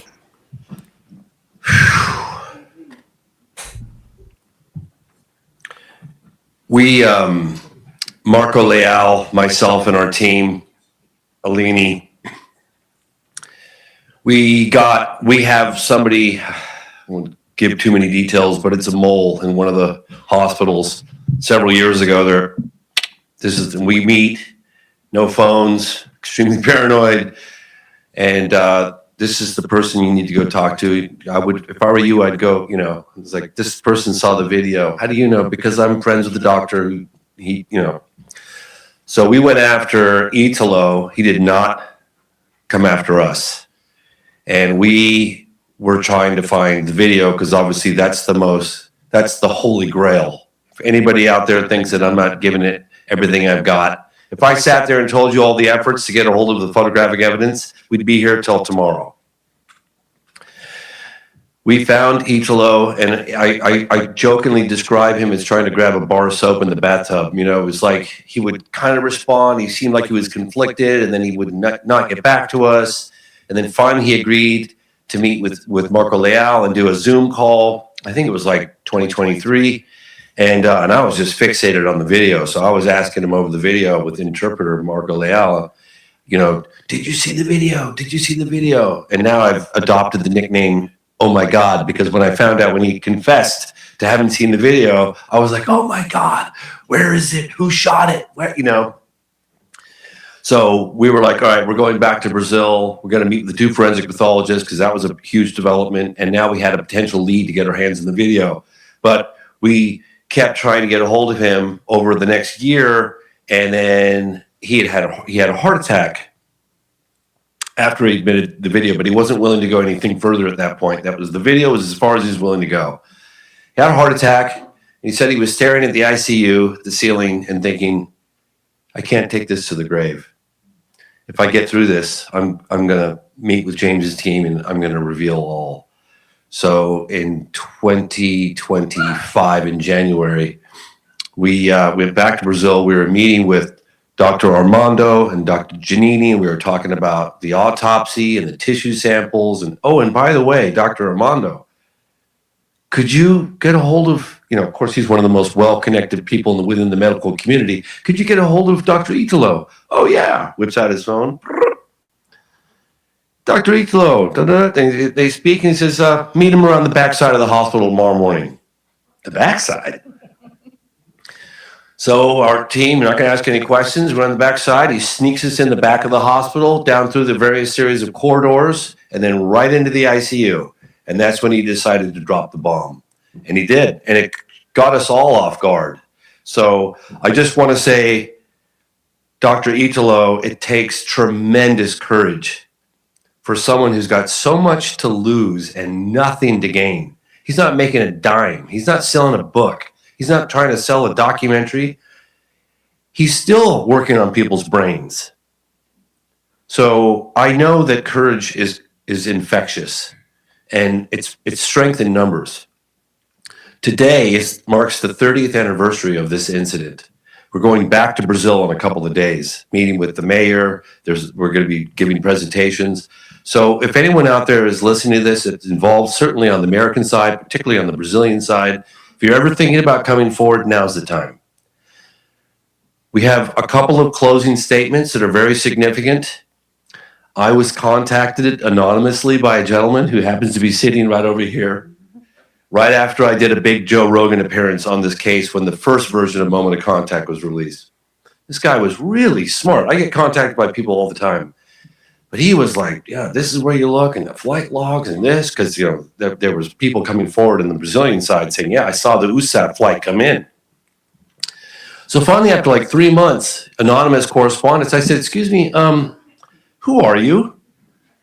And he's like, oh, I'm actually a retired United States Air Force colonel, and I'm also a fighter pilot, and I had a pretty dramatic UFO encounter back in 1980, which coincidentally was covered up.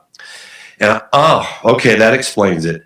So he eventually came forward to share publicly his UFO encounter, but today he's here to talk about something I feel is extremely significant, and that is this potential flight that came in from the United States of America in January of 1996. So without further ado, Colonel Clausen, thank you so much for being here today. Here we go.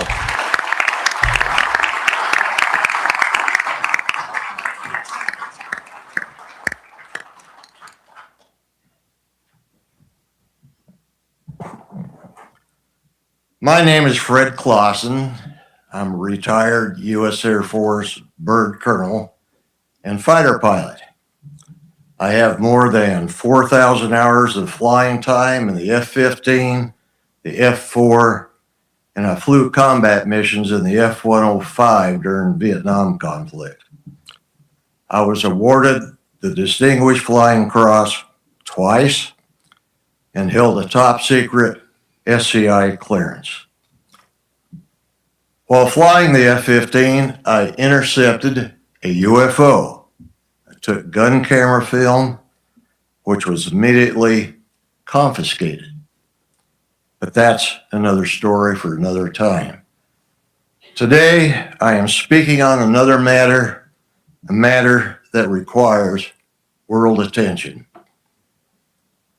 According to several Brazilian authorities, including air traffic controller Marcos Freires, on or about the 20th of January, 1996, a U.S. Air Force cargo plane, most likely a C-17, took off from a base in the U.S.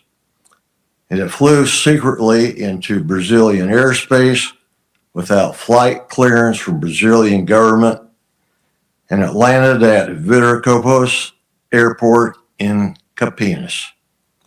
While at Campinas, witnesses talked of it loading an unusual cargo, then departing to an unknown location in the United States. If true, I am certain that 30 to 40 Americans had direct knowledge of this flight and its purpose. I will now walk you through a potential paper trail this mission could have left behind. In order to secure a cargo plane, a specific protocol must be adhered to. The tasking would be sent to Air Mobility Command at Scott Air Force Base, Illinois, who has command authority over all U.S. Air Force cargo aircraft and refueling tankers. The paper trail has begun. Air Mobility Command transmits a mission order to the Air Mobility Wing at Charleston Air Force Base, South Carolina. Another paper trail. At Charleston, a crew is selected for the mission and a C-17 cargo aircraft is made ready. The distance from Charleston to Campinas, Brazil is roughly 4,500 miles. The unrefueled range of a C-17 is about 2,500 miles. Therefore, air refueling by a KC-135 would be required. More people in the know and another paper trail. An international flight plan to Brazil is required even if the mission is classified. Paper trail. On board the C-17 is a minimum crew of a pilot, co-pilot, and loadmaster. But due to the nature of the mission, probably more. Maybe CIA and a general officer. The C-17 lands at Campinas and must be refueled. Who pays for the fuel? And where's the receipt? Before departing Campinas, another international flight plan must be filed. Again, more paper trail. The C-17 flies back to the United States with tanker support and lands at an undisclosed location. As you can see from this possible scenario, I estimate that at least 30 to 40 Americans have direct knowledge of this mission. So here's my plea today. If you were a participant and have knowledge of the mission, come forward. You're probably retired now, in your 70s, maybe a little older like me, and have languished for 30 years with this knowledge. Come forward. We know this mission happened, and you know it too. Come forward. The time is now. Thank you. Wow. What a stand-up guy Fred Clausen is. That's extraordinary.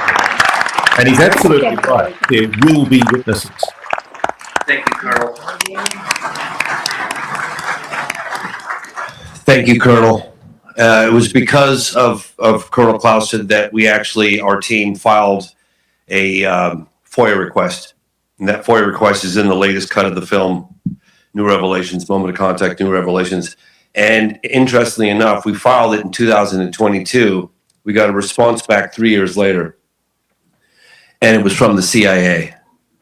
It was like essentially, because of the 1949 National Security Act, blah, blah, blah, your request is denied. We can neither confirm nor, just blah, blah, blah, blah, blah, blah, blah. So this is why I'm hoping certain members of Congress might consider using their strength to see what you can dig up. That was for you and the rest of you guys. That's why we did this. So we need help, okay? We have one final statement from Kirk. Thank you, Kirk, by the way, about whistleblower protection and specific legislation that he's worked on. So without further ado, Kirk, welcome to the podium for the final statement. And then afterwards, Congressman Burleson's going to give a little statement. Thank you.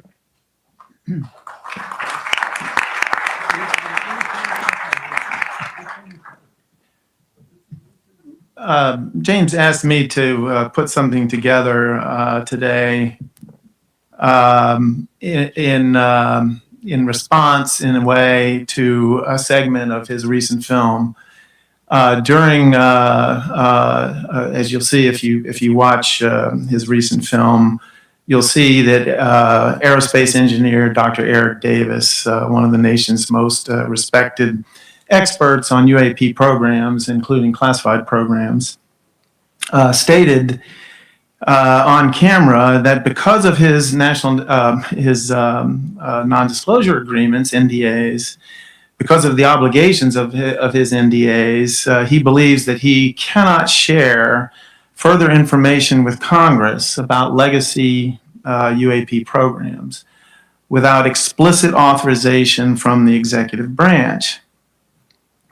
Eric is not alone in this belief. Many actual and potential UAP whistleblowers have the same understanding of what the law and regulations require of them or prohibit them from doing.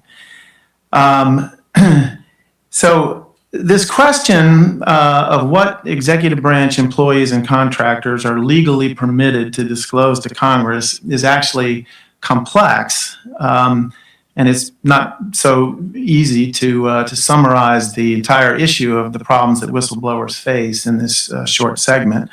But I'm going to try to at least give you an idea of what's at stake and what's involved.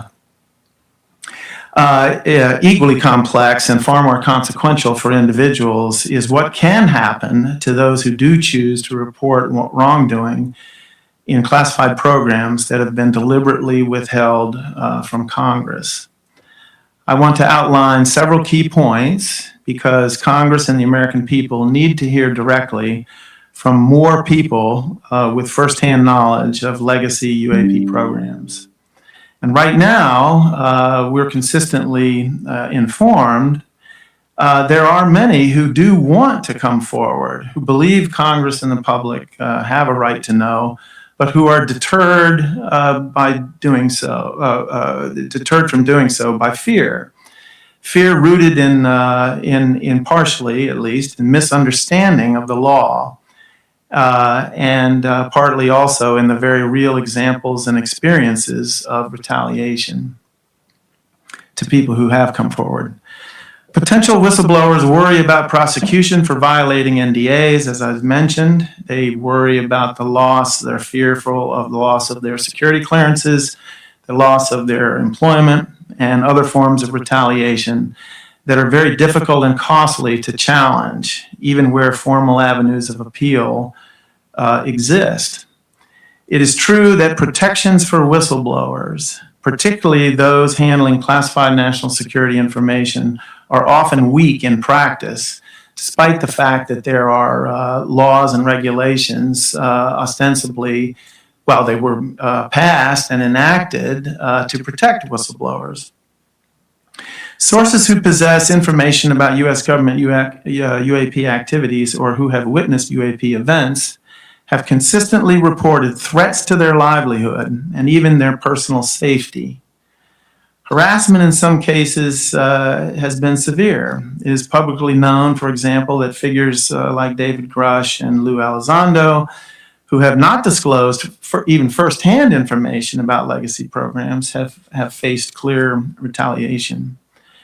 However, and this point cannot be emphasized strongly enough, whistleblowers very likely do not need to fear prosecution for providing classified information about legacy programs to Congress, provided that they do so through secure channels. That is to say, you don't just tell them in a foyer of a Capitol Hill building. You need to arrange to be in a sensitive compartmented information facility in a SCIF. Okay, so what I mean to say is that laws and regulations are very clear on this point. NDAs prohibit sharing classified information with unauthorized individuals. But Congress is, by statute and regulations, an authorized recipient of classified information. NDAs cannot legally be used to withhold classified programs or associated wrongdoing from congressional oversight. This is explicit in law and regulation. Furthermore, the executive branch is required by law to report all special access and compartmented programs to Congress, regardless of their sensitivity. Failure to comply with these laws is unlawful and unconstitutional, certainly in the view of Congress. NDAs cannot be used as a shield to evade these obligations. Now, presidents have claimed, in quotes, plenary Article II authority over sensitive national security information. Plenary, if you look it up in the dictionary, means total, unfettered, unlimited, and so on. But this is an inferred power, not an explicit constitutional grant. That is, you don't see language in the Constitution that states this. Congress holds equally strong Article I authorities, entitling it to the information it needs to legislate. I'm confident personally that the government would lose any serious legal challenge asserting that Congress is not authorized to receive sensitive classified information covered by executive branch non-disclosure agreements. In reality, for the reasons cited, although officials may threaten prosecution, as far as I can tell, and those of other colleagues that I've worked with on this, no one has ever been prosecuted for providing classified information to Congress. Such a prosecution would require showing harm to national security, a claim nearly impossible to sustain when the disclosure is made to Congress itself.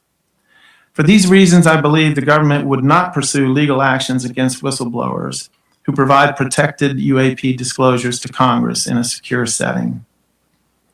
Judges, Congress, and the American people would not tolerate prosecuting individuals for revealing truths that demonstrate Congress has been misled, has been lied to, about issues of profound importance. But the fear of such actions, this Alice in Wonderland dynamic, remains a powerful deterrent, and it must be addressed. So what can be done? There is, in fact, a straightforward solution. With the stroke of a pen and a public statement, even a social media post, the president could explicitly affirm that federal law allows protected disclosures to Congress, because Congress is an authorized recipient of classified information covered by NDAs. It could be that simple. If the president or his cabinet members will not make this clear, then Congress should. In addition, congressional committees already possess the authority to grant immunity in exchange for testimony. That is to say, NDAs aside, if you appear in front of a congressional committee that has offered you immunity for your testimony, you cannot be prosecuted for doing so. However, even if the threat of prosecution is largely a bluff, other forms of retaliation are real and damaging. These include the fabrication or exaggeration of allegations of security violations for individuals, leading to indefinite clearance investigations or revocations, manufactured claims of misconduct or poor performance to justify termination of employment, black marks placed in security files, preventing future employment, reassignment, isolation, marginalization, or hostile work environments, administrative leave, placing individuals on administrative leave with or without pay. For contractors, sudden, quote, changes to government requirements that simply eliminate their position and their job. And if an individual must take another job during an appeals process simply to survive financially, because it takes months and months and months to grind through these appeals processes, simply to survive financially, they may be forced to take another job. Well, if you take another job, you lose standing to pursue your case, typically. Whistleblowers can face financial ruin, as you can see, especially as legal expenses accumulate. Congress must address this fundamental problem and incentivize potential whistleblowers to come forward by establishing a rapid, assured mechanism to compensate them for lost wages and expenses. Some may ask, understandably, why UAP whistleblowers deserve special consideration over other whistleblowers. The answer to me is straightforward. The stakes are extremely high when it comes to this topic. Few would dispute that the discovery of non-human intelligence visiting Earth would be an event of profound significance. The executive branch appears determined to keep this information secret at the highest levels, making this a major policy decision, one that could place officials assigned to protect whistleblowers, such as inspectors general, in direct conflict with senior policymakers. These factors distinguish UAP-related disclosures from typical cases of fraud, waste, and abuse. Congress may need to take a more active role, even than I've suggested so far, in protecting these individuals, potentially by creating and administering a dedicated restitution fund and modifying current law to allow whistleblowers to go directly to Congress without first filing a complaint with an inspector general. That concludes my remarks. Thank you.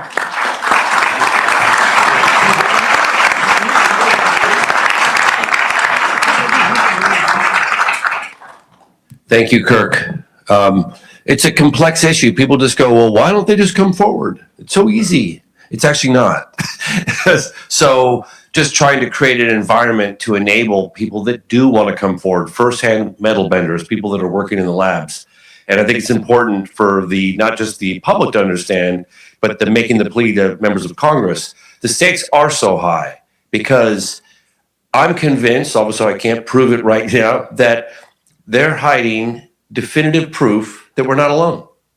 And I understand the need for potential national security related issues on the technology. If it falls into the wrong hands, and they weaponize it, okay, I understand that. Maybe there's the acknowledgement that we have it, but the biologics, that to me, that doesn't pose a national security threat. So why can't we release information on the biologics? Now, we have a closing statement, then we're going to open up the floor to Q&A. We have this space all day.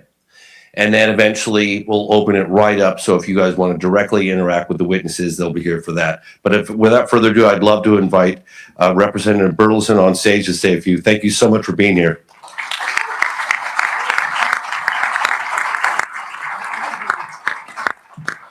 Thank you, Mr. James Fox. It's an honor to be with you today. Look, shortly after the film by Oliver Stone was released about the assassination of JFK, Congress took action and passed the JFK Disclosure Act unanimously. They wouldn't have done that had it not been for an outcry from the public that was demanding answers. And it's my hope that your film and others like it will create that kind of momentum and that outcry. Because the truth is, if there's any government that's holding information about the knowledge of whether or not we are alone or not alone in the universe, that is not for any government, no matter how powerful it is, to withhold from the rest of humanity.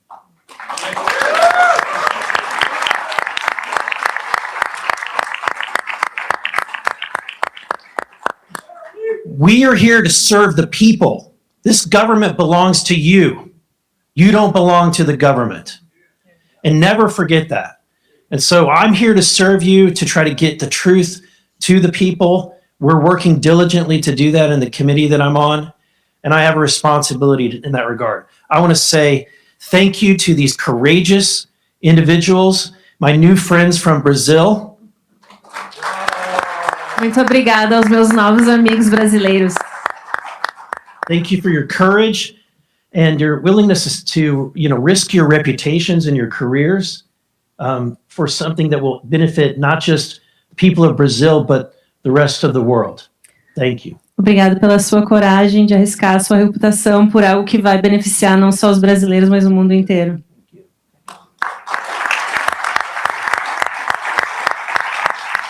I want to say thank you to Kirk McConnell. He and others have been doing an amazing job at pushing this forward in a thoughtful way, helping people like me. I was a financial advisor and a software consultant, had no idea when I ran for Congress that I would be doing this.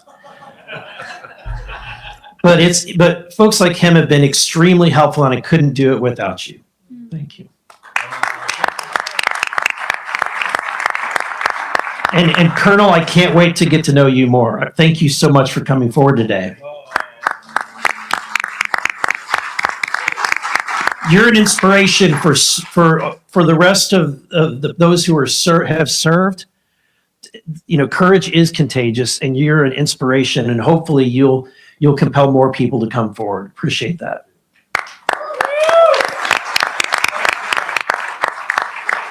We've been given marching orders. We have legislation that we need to pass. We we've heard from a lot of witnesses. It's time for action, and it's time to get the receipts. So it's time to pass the UAP Disclosure Act.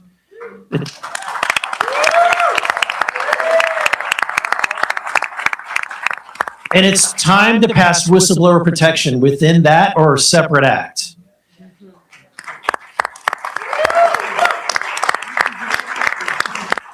But I go back to my original statement. The reason why so much information is currently today being released consistently, that the agencies of this federal government never wanted to see the light of day, is because Congress took action, because the people demanded it. And I'm asking you, everyone here, and all the reporters here, and Leslie Keene, thank you for the brave work that you did with the report in 2017. You destigmatized. That one story destigmatized this entire topic and made it so that people could come forward. We need more people like Leslie Keene. We need reporters that are brave, that are willing to publish stories, and we need the social media warriors out there to continue to spread that information. Act and push on members of Congress, because otherwise they won't do anything about it. Thank you again, and I'm proud to serve.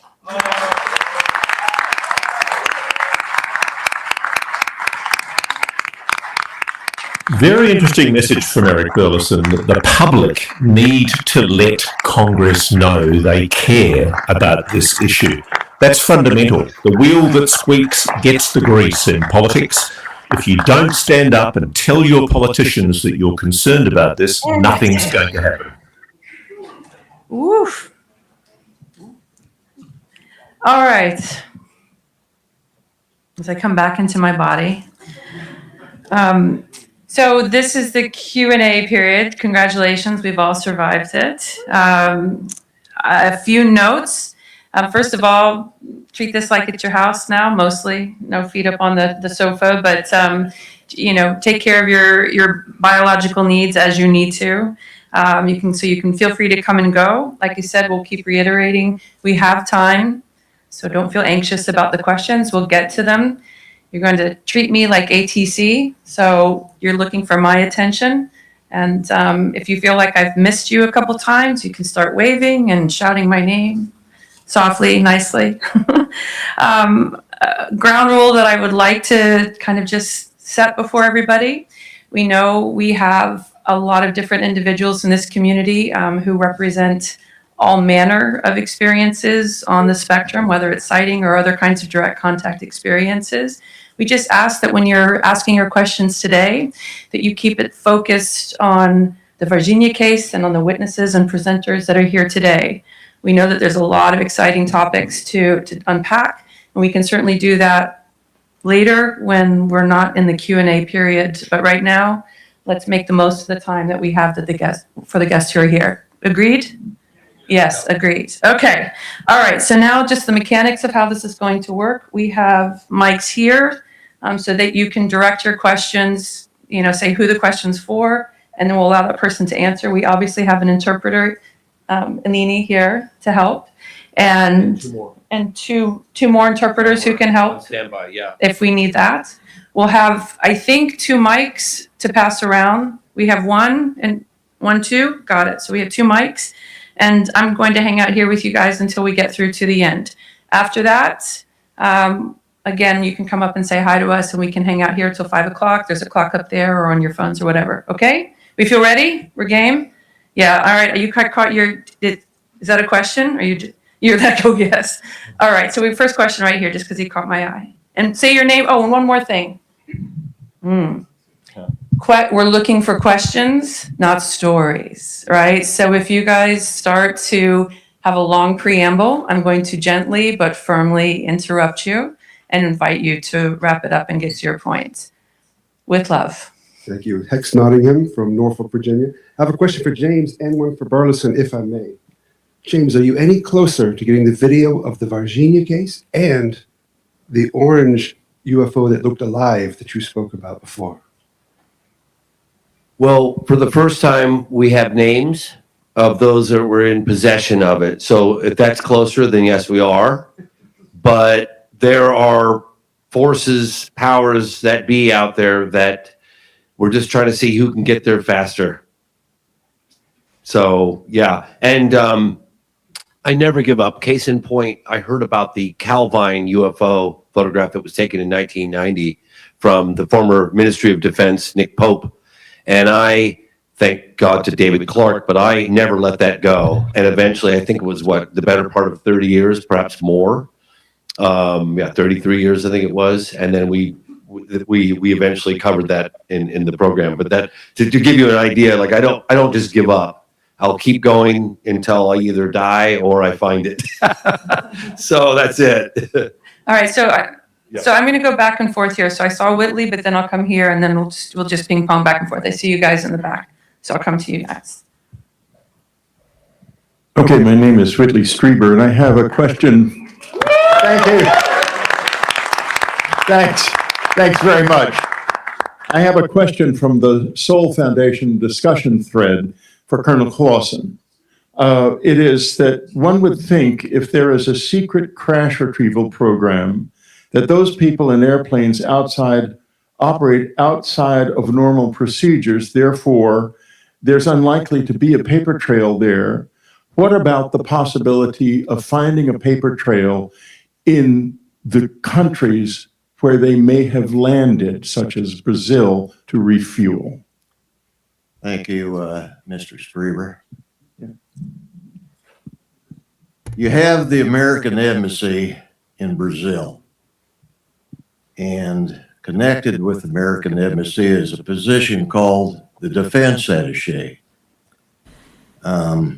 His job is the liaison with the Brazilian military, and he is supposed to know everything that is happening in the country of Brazil related to Brazilian military. He probably knew the day that the UFO crashed. He probably knew of the blockade, and was probably aware of the United States' intense desire to come in, collect the wreckage and the ET bodies. There has to be a paper trail at the embassy. There has to be a connection from the embassy who works for the State Department to relate this information to state and the Pentagon. And that would have been done by some kind of written transmission. So I believe paper trail starts there. Not only with the air crew flying the C-17, which even if it's a secret mission, they have to file an international flight plan. That's on file somewhere. The Air Force has archives at Maxwell Air Force Base in Alabama. Washington, D.C., you have archives where the FAA would keep all their archived records. So one day, if I stay young, I'm going to go on that search. Thank you. Yep.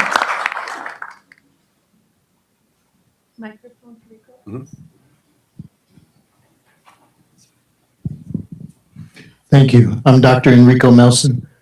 I'm interested in specifically the question is regarding the microbacterium.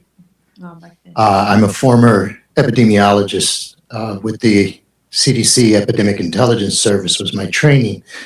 So I am curious if there is any more information that could be offered here regarding this possible identification of a microbacterium of extraterrestrial origin. That would be two issues. Not only a gross full-size specimen, but also extraterrestrial microorganisms. This would raise the question potentially of environmental contamination, exposure, possibly epidemic. Was there any further detail available to you as the pathologist that you could share with us as to how that possibility was handled. Thank you.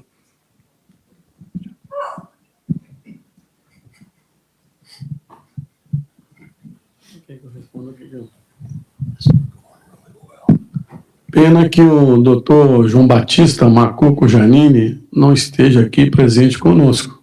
It's unfortunate that Dr. Giannini is not here present with us today. Eu fui o médico legista do caso e não o médico patologista. He was the forensic doctor that was responsible for the case, not the pathologist. Chegou um corpo para mim para ser examinado, autopsiado, com suspeita de erro profissional. The body arrived to him for autopsy with suspicion of professional error. Dias depois, uns 15, 20 dias depois, chegou o laudo do Dr. Janine dizendo da bactéria que foi encontrada, que o laudo está aqui comigo. 15 or 20 days later, the report came from the analysis to him talking about the bacteria. We have copies here. E que está à disposição de todos os senhores e That's senhoras. available for anyone. If you scan the QR codes, you get not only the videos that we showed, but also some of these documents, the Portuguese version and the English version. A bactéria, no caso, ela existe no planeta Terra, mas é extremamente pouco comum. This bacteria actually exists on planet Earth, but it's not very common. A infecção nos seres humanos. It's not very common for human beings to be infected by this bacteria. E ele entende, o Dr. Janine entende, que seria necessário, talvez, se ainda possível, fazer uma exumação dos restos mortais do soldado. And Dr. Giannini would love to actually exhume the body of the soldier to try to find traces of this bacteria in the bones. Para se conseguir autorização dos familiares e da justiça, né, local. If we manage to get approval from the family and the local authorities to do so. Para fazer um estudo mais aprofundado do DNA dessa bactéria, para entender melhor essa virulência, a patogenicidade dessa bactéria, que é pouco comum no nosso ambiente. So we can try to better understand the behavior and nature of this bacteria that's not very common in our environment. O perito não cria e nem crê. The specialist doesn't create nor believe. Mas o Dr. Janine aventa a possibilidade But Dr. Giannini talks about the possibility de, pelas circunstâncias que têm chegado para a gente, anos depois, due to the circumstances that we were made aware of years later. Como foi dito aqui pessoalmente na gravação pela irmã do soldado Marco Eli Xerez, Like the sister of the soldier that we saw in the video earlier. Que ele teria capturado esse extraterrestre.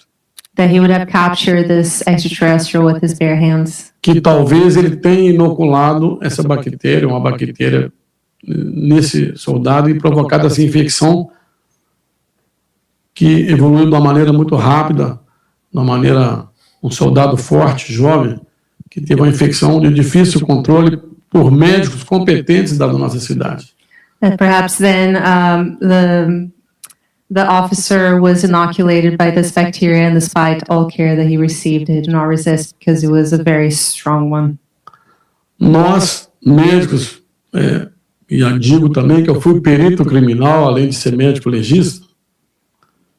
As doctors?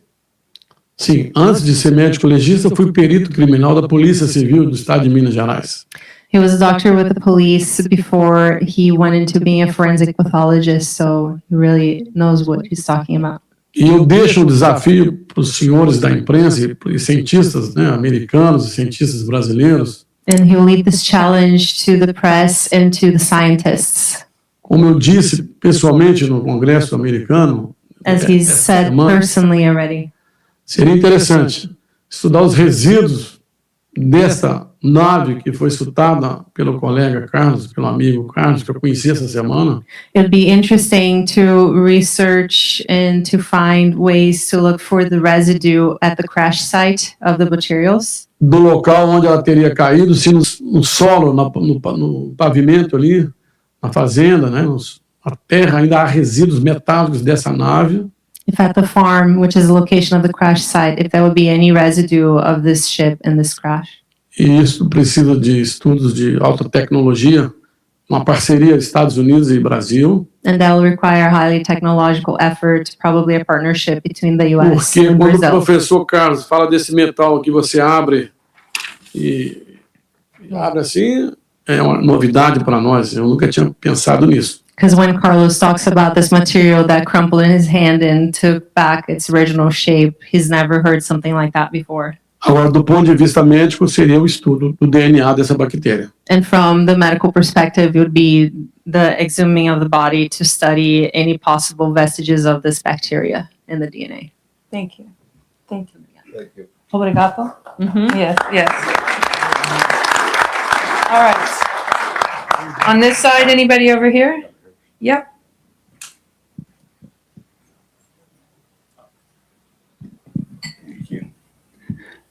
Thank you all so much for being here, for your courage, and for speaking your truth. This question is for Dr. Italo. Dr. Italo, have you had any sort of contact with any non-human intelligence, whether it's an alien or an angel, since your contact experience in Virginia 30 years ago? And if so, what was that like? Can you give us some details? If not, thank you anyway. Obrigada pela sua coragem em si, desde o seu encontro com você, se você teve algum encontro desde então, ou para o senhor descrever mais sobre como é que foi a sua interação com ele. Ok. Desde o momento que eu entrei naquela sala, Since when I entered that intensive care room, foi algo inesperado para mim. Eu estava esperando ver um paciente. it was something unexpected to me because I was expecting to see a patient. Mesmo quando a gente vê pacientes humanos, muitas vezes a gente fica interessado em saber o que aconteceu com os pacientes. Eu, pelo menos, moro perto do hospital. Eu volto, mesmo não estando em plantão, eu volto para ver como é que os pacientes estão. Even when we have human patients, we're always curious to see how they're doing. So he lives nearby the hospital, and even when it's not his shift, he will come back around to the hospital to check on his patients. Isso é importante para nós, para vermos o desenvolvimento, se nós acertamos, como que ficou. A gente torce para que os pacientes melhorem. It's important for them to see the evolution of the patients and how they're getting better, because you're very interested in seeing them get through their sicknesses. No caso deste, mentalmente eu volto lá todo dia. And on this case, mentally, he goes back to the room every day. Eu sonho, que essa noite eu sonhei, será que o potássio dele está baixo? Como é que está? This past night, he actually dreamed about the potassium levels of this being in the room. Claro, é um pensamento, eu não tenho contato telepático. It's just a thought. I don't have telepathic communication. É um pensamento, mas parece que toda vez que eu passo naquela sala, parece que eu quero examiná-lo ali. It's a thought, but for him, every time he walks past that room, he wants to go in and examine this being. Não acontece só com o caso dele. Tem crianças que a gente atende, né? Ficam na mente da gente. Parece que a gente escolhe algumas pessoas, alguns pacientes que a gente parece que vira parente. A gente quer saber sempre como que está, se melhorou. E no caso dele, eu trabalho ao lado do quarto onde eu vi ele. Então eu passo toda hora naquela janela e vejo se ele está na janela. Not only with this case, but when he operates on children, for example, there are certain patients that he feels more affinity with. So with this one, because he works on the room right next to the room where the being was, that's a constant thing in his mind. Yes. But so to answer the question that he asked, it sounds like you haven't had further contacts with any other beings since that moment. Então parece que você não teve mais contato com outros seres depois desse momento. Não tive não. Okay. Yeah, because he didn't. He chose to go more into describing what that being was. Okay. Thank you. Yes. Obrigado. White shirt. Yeah, hi, I'm Max Waliansky. Also a question to the doctor, Italo. All right. I watched the movie, I watched your interview which you gave on YouTube, and of course, thank you very much for everything you told us today. However, it's very interesting. Besides of looking at the patient, non-human being, what kind of medical procedures or what else, actually, what kind of interaction did you have? Any x-rays, anything else? If you can talk more and a little deeper about your interaction in that room. I think from the movie, James, I think from the movie, I remember that some episode about this being present in x-ray room as well. Yeah, that was from a different testimony from an x-ray gentleman who wanted to remain anonymous. We had actually identified him 5 years before we ultimately got him to come forward anonymously. He provided all the details needed to verify who he was, but he didn't want his name. But yes, he took x-rays of what one would think was a deceased being. Right. So can we know a little bit more, a little bit deeper about this medical examination? What actually did you do besides of communicating with him telepathically and just looking at him and observing him? Thank you. What else can be done? Thank you. Was done, I'm sorry. Quando eu entrei, eu vi vídeo. When I entered the room, I saw the video. Havia material de pequena cirurgia. That was materials next to the being, showing that there was a small surgery that was performed. Parece que o médico tinha dado alguns pontos. It looked like the doctor stitched up the being. Nada longo. Nothing too long or too big. Quando eu olhei o ser, when he looked at the being, ele estava virado para a janela, né? He was more facing the window. E nós somos treinados a olhar sob o ponto de vista médico. And we're trained to look from a medical perspective. Se estava consciente, se estava com dor. If he was conscientious, if it had pain. Se estava sangrando. If it was bleeding. Se estava agitado. If it was agitated. Inicialmente não, eu olhei, mas daí ele parou de olhar para mim, ele olhou para a janela. And initially everything was okay, but then this being stopped looking at him and looked at the window. E voltou a olhar para mim. And then went back to looking at him. Nesse segundo momento, eu já não estava ali só como médico. And in that second moment, he wasn't there just as a doctor anymore. Eu estava olhando ele sob o ponto de vista de outras habilidades psíquicas, cognitivas. He was looking at him with other psychic and cognitive capabilities. Se estava realmente entendendo, se estava atento, If se he was estava really concentrado, understanding, if he was attentive, if he was focused. se estava realmente entendendo o que estava acontecendo, se tinha orientação temporoespacial que a gente fala. If he was really understanding the temporal spatial awareness of the place. E não havia mais ali um contato médico, havia um contato assim muito entre eu e o ser, e percebia que ele tinha uma inteligência muito grande pela maneira como ele olhava. And now it was the contact between two beings, and for him it was very interesting, and he showed a lot of intelligence from the way the being looked at everything. Não é quando você conversa com uma pessoa comum, a pessoa conversa com você, olha para lá, distrai. It's like when you're talking to someone, they look at you, they get distracted, they look around. Ele olhava para mim. The being was looking straight at him. E eu procurei me concentrar para estar, como hoje em dia a gente fala em psicologia, minha esposa sempre fala sobre isso, viver aquele momento. And he was looking to, as we say in psychology, to live in that moment. Em psicologia no Brasil chama-se praticar presença. To practice presence. Então fiquei olhando para ele também. E quanto mais eu olhava, eu via mais uma sensação, como o senador falou, uma sensação de paz, né? So the more he looked at the being, the more he felt a feeling of peace. Dando um recado de muita paz. Transmitting peace. Eu não quero parecer aqui um discurso político, nada disso, mas era um olhar de compreensão, porque o ocidental, ele olha para a gente e já julga. Occidental people, they look with judgment. Alto, baixo, gordo, magro. Is it tall? Is it short? Is it fat? Is it slim? Ali havia um olhar de compreensão. Ele estava olhando tudo o que estava acontecendo. There was a gaze of comprehension, this being looked at everything that was happening. Como se estivesse anotando todos os dados, fazendo um retrato falado do que ele estava vendo. Assim. As if it was taking in all the notes of everything that was around it. Como um grande observador. Like a great observer. Como um grande observador de tudo que estava acontecendo ali, não só de mim também. Of everything that was happening around it, not only just Mesmo olhando só para mim, ele estava vendo tudo que estava ao redor. Despite looking at just him, this being was aware of everything that was around it.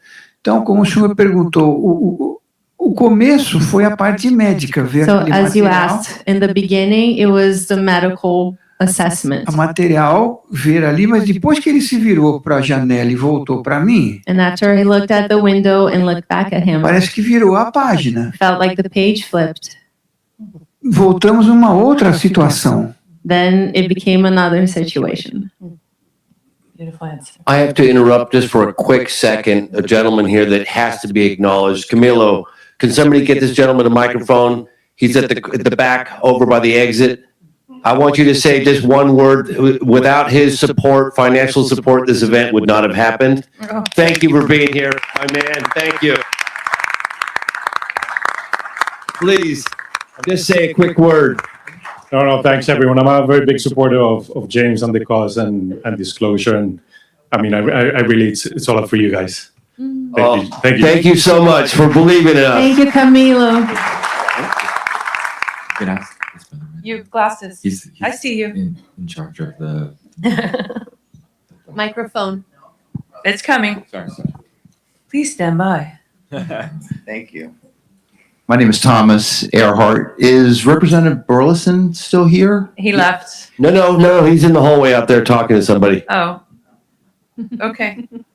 But he's not here to answer your question. Oh, he's not been here to gone answer for a questions. while. He's in the hallway. Yeah. So maybe I'll try to catch up with him personally, but to the gentleman who might be aware, the American gentleman, may be able to answer this. We as Americans all know how divisive and distracted Congress is, especially with this very brief attention span. We're focused on something and then on to the next.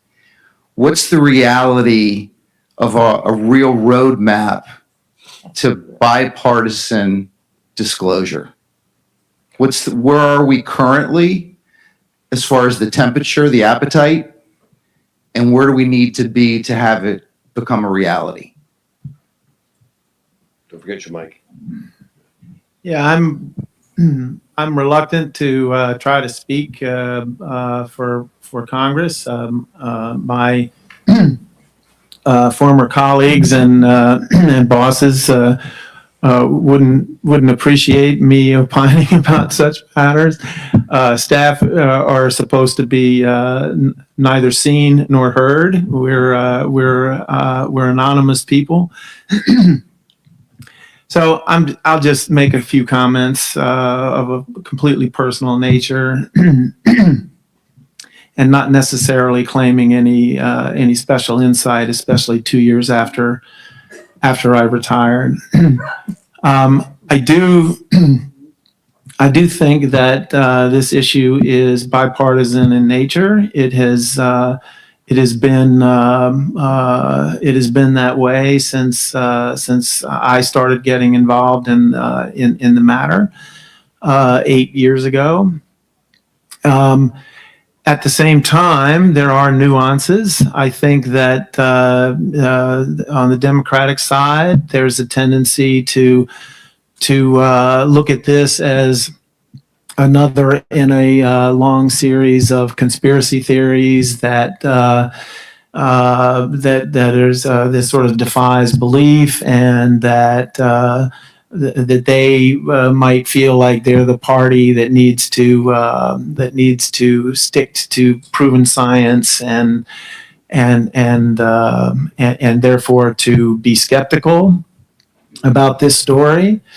The Democrats are more inclined towards believing in the reality of climate change and the efficacy of vaccines, let's say.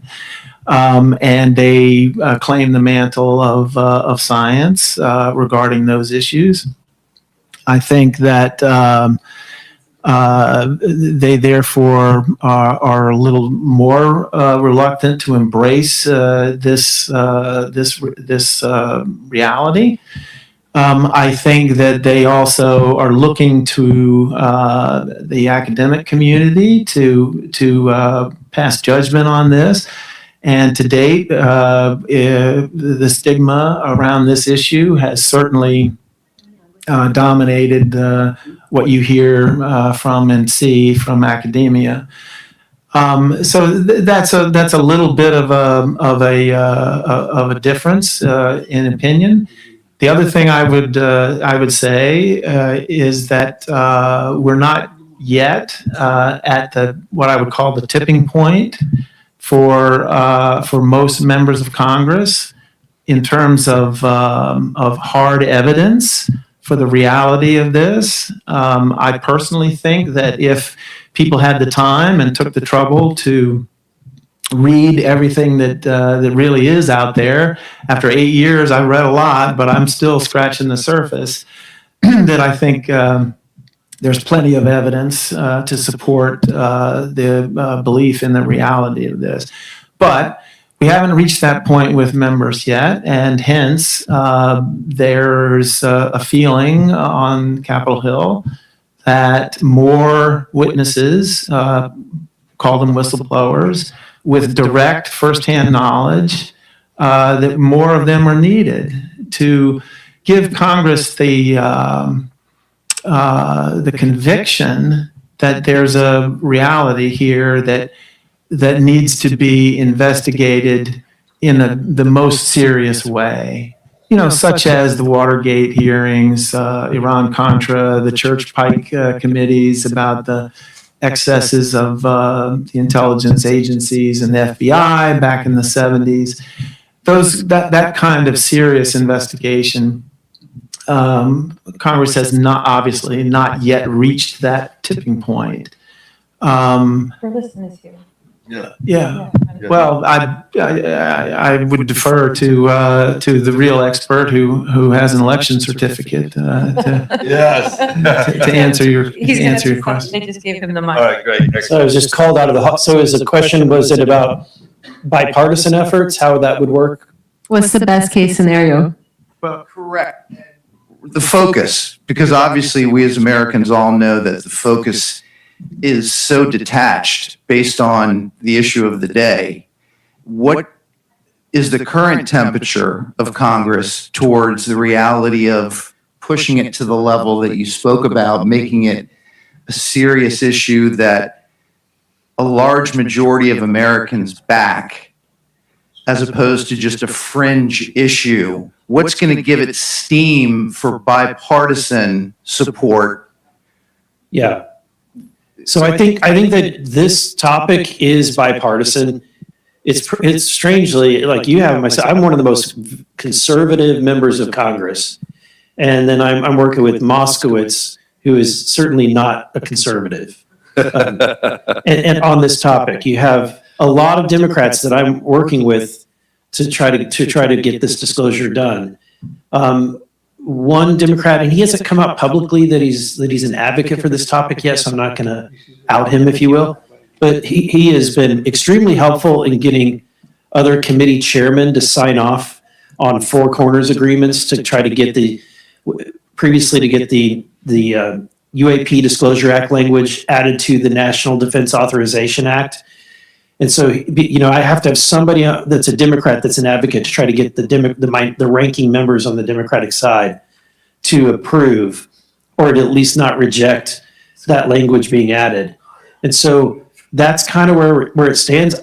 Honestly, I don't see that we have a problem, Republican versus Democrat. It's more of a gatekeepers who are connected to the intelligence community, who seem to be often in leadership in one way, shape, or form, whether it's, top, like the leadership that you think of, or it's someone that's in a committee chairmanship role, or their staff.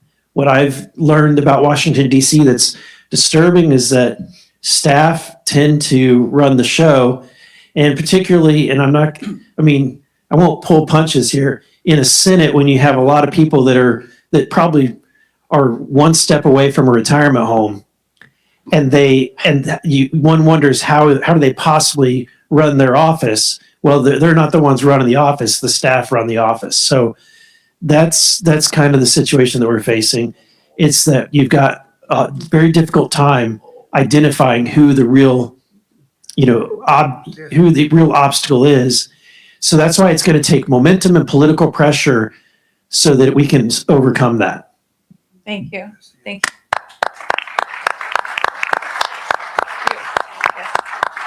Yes, you. Wait. You in the back. Hello, my name is. Now you, oh, sorry. I was looking at you. Yeah. Ross, at the moment, we can't hear you. Sorry. Thank you, thank you. Yeah. My apologies. There we go. I think it's time for us to pull out of this press conference because we've got other commitments to cover ourselves, but we will be bringing you follow-up interviews that Megan's done from the floor and background from Megan in our following Q&A this week. It's been a very interesting press conference. It's interesting to hear witnesses firsthand with their evidence describing what they saw, what they felt, and what they actually telepathically received from allegedly a non-human being. Interesting, though, to come out on Eric Burleson, Representative Eric Burleson's comments there. Frankly, nothing's going to happen unless Congress gets momentum. And that's where you, the audience, come in, the viewers. You need to let Congress know this is something you're concerned about. In politics, it's the wheel that gets the grease. The wheel that squeaks gets the grease. So for heaven's sake, let your Congress people know, let your senators know that this is an issue that concerns you. And if you are a witness out there that has first-hand knowledge of the Virginia case, please think about coming forward. There are protections, there are disclosure laws, whistleblower protection laws. You can contact James Fox, you can contact myself, or you can speak directly with the people in the Senate, and they can put you onto the right people. The Disclosure Foundation is a good starting point. Ladies and gentlemen, thank you for joining us for what has been, I think, an historic press conference. Megan, I want to say thank you very much to you for being on the ground there and for tracking the story on the floor. It's been great to get your feedback from the audience. And I look forward to talking to you in a future reality check where we can go into more detail of what you get behind the scenes, especially any further questions that you think might be interesting. But for now, we're going to bail out of this, and we look forward to seeing you again on Reality Check on a future show. Thank you very much. All the best. All right, everybody. That has been the James Fox Moment of Contact live press conference here. Let me go ahead and refresh the screen because I'm not seeing your comments here on the live stream. So let me refresh. It may break our connection for a moment. Here we go.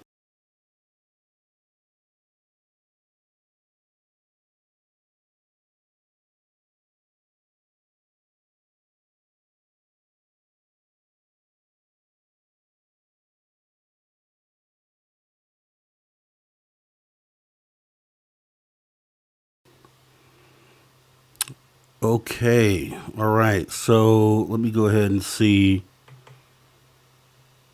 All right. Okay. Yeah. So let me go ahead and take a look at some of the comments here real quick. Hillbilly Herb coming in saying the whole office is out of order. Speaking about the when Burleson was making the comments there about who's actually running the show and why it's so hard to get to the individual that's putting up the blockades essentially for UFO disclosure. Let's see, we had Cosmic Joe jumping in a little earlier saying nothing is going to happen no matter what except people being interrogated by MUFON and Stephen Greer to be further stagnated by the fraudulent government. Agreed, Cosmic Joe Chronicles, agreed. Let's see. Hillbilly Herb, looking forward to the recaps. Wasn't able to extract much from this. Too distracted, I guess. Yeah, I mean, it was. I think first portion of this, the testimonies were probably the most impactful part. The Q&A part seemed a little disjointed. I think it kind of lost a lot of people there. Let's see. Cosmic Joe saying their agenda is not promoting disclosure but stagnating it. Yeah. True story. True story, and I still have to applaud James Fox here, right? Because I think, once again, this is at the press club, right? Which is where Stephen Greer held the Disclosure Project 1.0 back in 2001, I want to say it was. And then also Disclosure Project 2.0, which was like a couple years ago.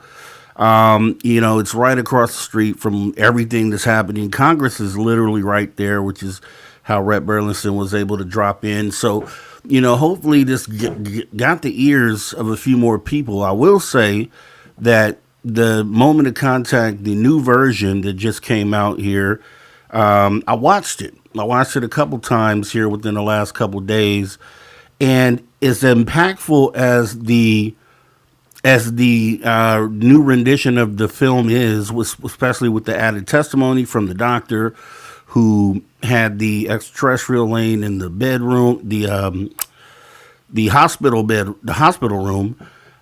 It definitely added more to the story. There's still more to tell, I think. James Fox talked about there being a video out there, and we'll talk more about this because he has some video clips that he's allowing, streamers to use, and I'm going to try to gather those, and we'll also talk more about this. But there is a part in the movie where there's testimony from someone that says that prior to the United States military coming in to take the bean, that while the Brazilian military still had the bean, that supposedly there's a 35-second video where there were two soldiers kind of holding up the bean by, I guess, both arms, and they actually videotaped it for about 35 seconds. This person claims that it is definitely out there. There's a video of this, and that's what James Fox is still searching for. So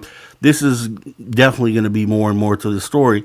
Now, I walked away from this, even though I watched the new version of Moment of Contact, which I think was definitely more impactful than the original release, if you can imagine that, I still walked away from this even more blown away with it. And I don't know why. I think maybe they testified in a different, they presented their testimony differently, I guess, than the film. It was sort of the same, but it just felt more impactful with them being here live on TV here. So, for anyone that gets to watch this, hopefully people in Congress are going to catch the replay, or maybe they were watching it live, that they get the same feeling, right?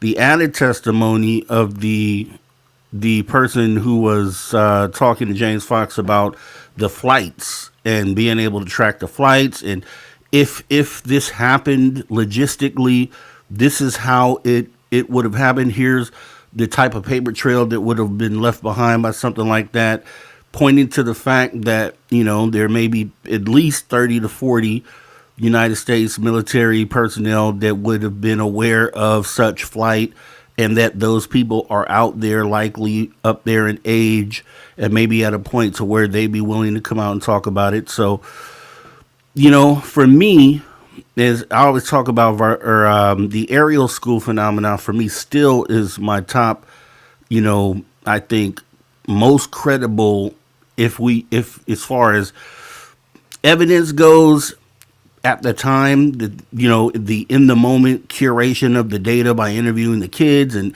everything that happened with that still stands today, I think is probably one of the most curated sightings, along with like Lonnie Zamora, the fact that they cataloged that in the moment as well.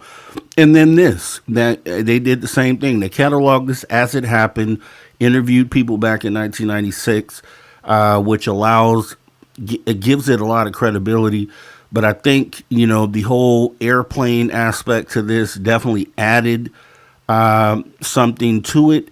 and just the testimony once again, which, I think what it is that seeing them live in the moment, and then it coming across and feeling as truthful as it did. That's really, I think, what it is. You can kind of sense or feel when someone's being truthful or not. And I didn't sense any sort of deception in anything that was talked about here. And we all know that just historically, South America, not just Brazil, but Brazil as well, has a lot of historical cases going back a long time of UFO sightings, and then not only that, but direct contact with beings, right? And I think this is compelling at the least. I think for brand new people to the subject that may have watched this or will be watching this in the near future, I think this is something that comes across as very believable, and I would be interested to see someone who is hearing this for the first time, how they react to something like this. So maybe there'll be a lot of reaction videos out there, a lot of people just blown away with the testimony, but that's what I walk away from with this. I think it didn't feel like simply a retelling of what we already saw, even though some of it was. Like I said, the addition of just the feeling in the voices and the faces as they relived the moment, and then the additional information that was given here.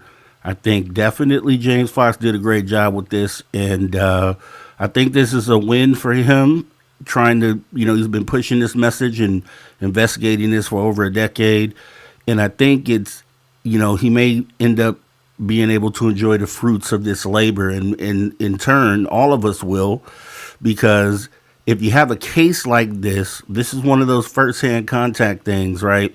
Where if you have a case like this, then it's presented factual and believable, and then you have other evidence to corroborate it, to kind of put it over the top, then I think, this is a win. It's a super win for, getting the message out there, letting people know that this is a real situation. This is a real thing.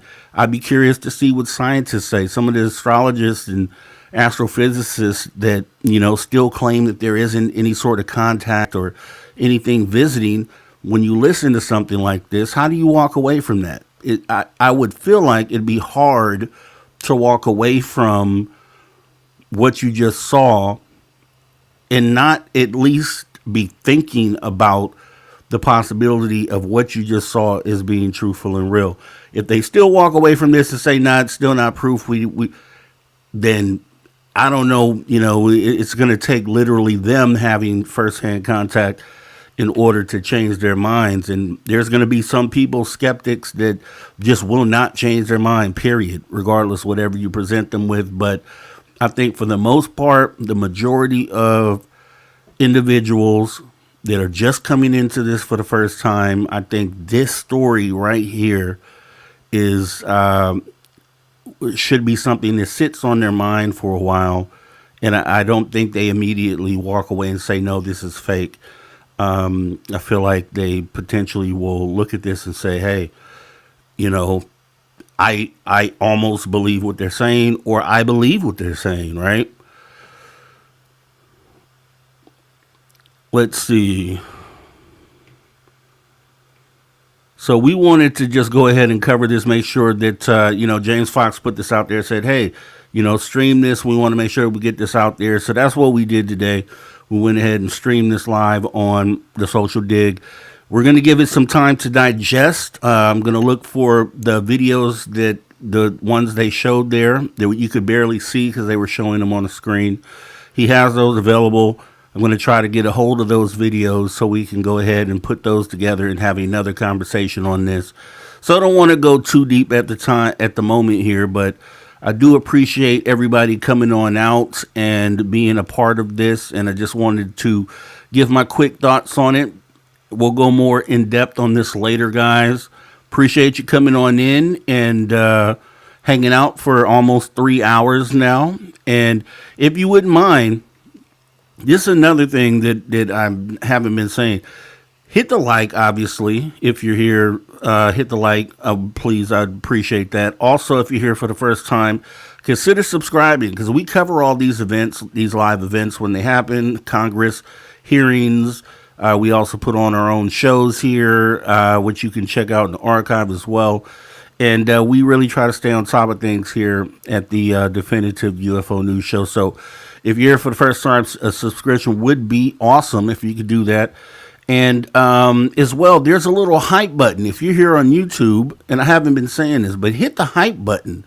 You get like some points for that. I don't know how that really works, but I know if you get a certain amount of hypes, it kind of puts you in a pecking order, a leaderboard rather, for, you know, showing that the viewers appreciated the content and they kind of hit the hype button to get points and things. So if you wouldn't mind looking under your screen, hitting the hype button, let's hype this thing up and then share. I think once again, if you know someone in your life, and I know you probably do, I think we all do, if you know someone in your life that you always try to talk to about the UFO subject and they kind of blow you off, right? Everybody has one person that they know. Go get that person, have them sit down and watch this press conference.